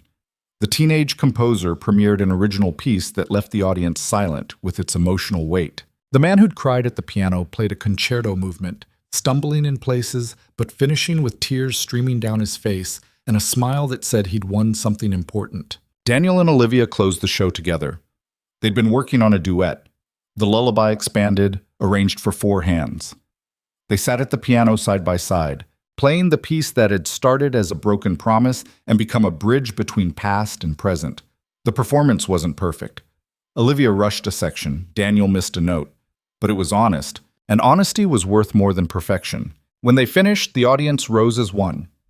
Daniel looked out at them, students, families, instructors, donors, the people who'd believed when belief was hard. He saw Raymond Castelzan in the 10th row, applauding, Michelle Reardon taking notes in the back, his brother Marcus with his family, beaming with pride, Emma in the front row with Lisa, both of them crying. And he saw himself, not invisible anymore, not a ghost pushing a mop and pretending that was enough. A person who'd risked everything for the chance to matter, who'd failed and kept going anyway, who'd learned that being broken wasn't the same as being finished. After the showcase, students lingered in the lobby.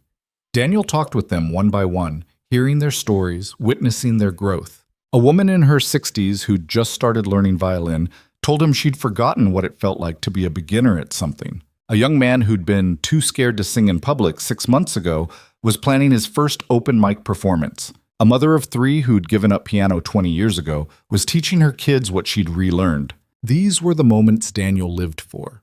Not the applause or the headlines, but the small recognitions that people were reclaiming parts of themselves they'd thought were lost.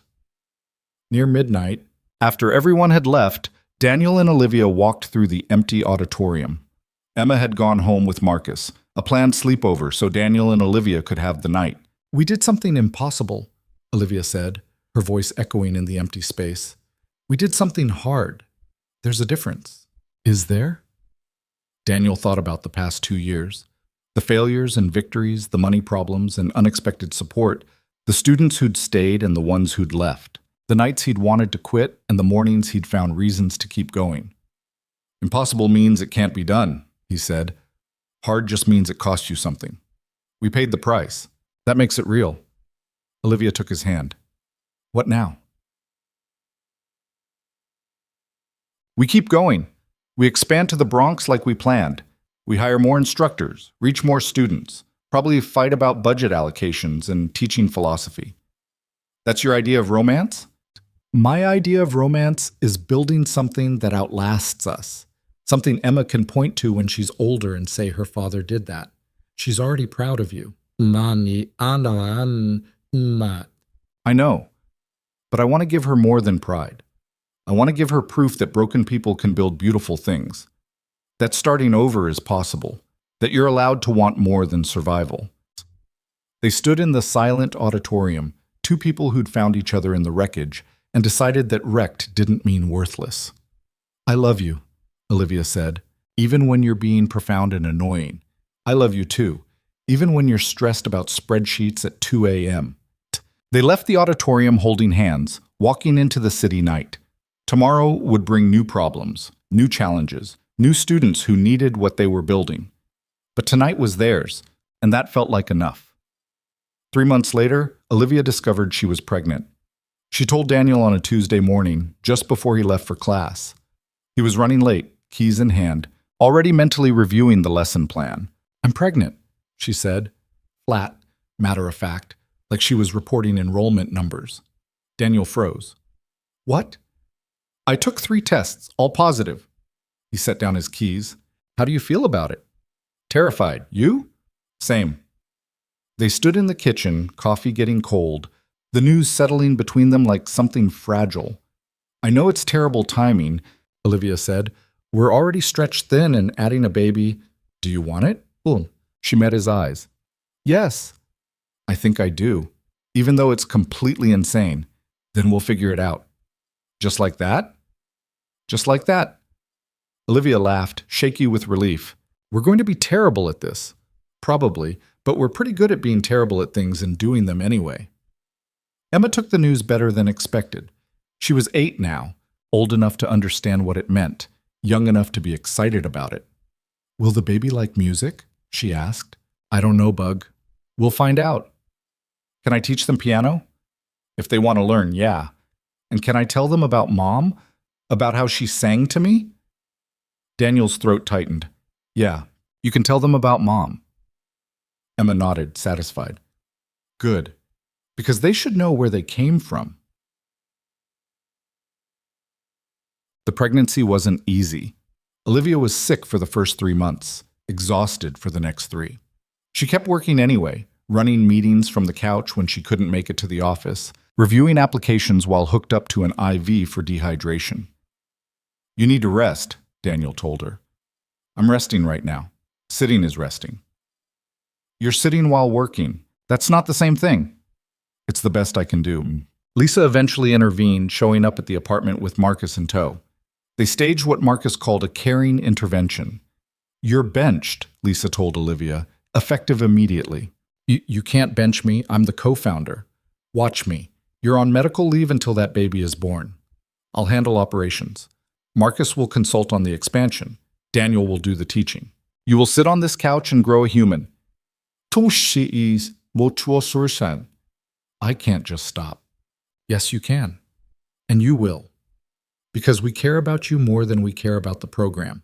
And if you don't take care of yourself, we're all going to fall apart. Olivia looked at Daniel. He nodded. They're right.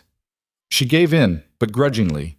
Spent the next 2 months on modified bed rest, fielding calls when she wasn't supposed to, reviewing documents Lisa deliberately didn't send her. The baby, a girl, was born in December, 2 weeks before Christmas. Olivia labored for 18 hours before finally agreeing to the epidural she'd insisted she didn't want. Daniel stayed with her the whole time, holding her hand, watching her suffer through something he couldn't fix. When the baby finally arrived, small and angry and perfect, Olivia cried so hard she couldn't speak. Daniel held his new daughter and thought about Sarah, about how she'd never meet this child, about how life kept moving forward whether you were ready or not. They named her Sarah. Not Sarah Jr. or a variation, just Sarah. Olivia's idea. She should know where she came from, Olivia said, exhausted in the hospital bed. Who came before? What was lost and what was found? Emma met her baby sister the next day. She held her carefully, like Sarah might break, and hummed the lullaby their mother had sung. Hi, Emma whispered. I'm your big sister. I'm going to teach you so many things. Daniel watched his daughters together and felt the weight of 2 years settle into something like peace. Not perfect peace. They still had a program to run, bills to pay, a newborn who didn't sleep. But peace anyway. The kind that came from knowing you'd survived the worst and chosen to build something anyway. The program's 3rd anniversary passed quietly. They were too busy with the baby to plan a showcase, so Lisa organized a smaller celebration. Just students and instructors, potluck style. Everyone bringing food and instruments and stories about what the year had meant. Daniel played at the gathering, Sarah sleeping in a carrier on his chest. The lullaby again, because it was the only piece that felt right. Emma sang harmony, her voice stronger now, more confident. Olivia hummed along from a chair in the corner, still recovering, still tired, still present. When the song ended, nobody applauded. They just sat in the silence, letting it mean something. A student raised her hand, the woman who'd sung opera, who'd waited 30 years for a second chance. Can I say something? Of course, Daniel said. She stood, cleared her throat. I've been thinking about what this program gave me. And I realized it's not about the singing. I mean, the singing matters. But what really matters is that you saw me. Not who I used to be or who I could have been. Just who I am now, a 60-year-old woman with a voice that cracks sometimes and hands that shake, and a whole life of things I gave up. She paused, composing herself. You gave me permission to be imperfect, to try and fail and try again. And in a world that demands we have everything together all the time, that permission is everything. Others nodded. Someone said amen, even though this wasn't church.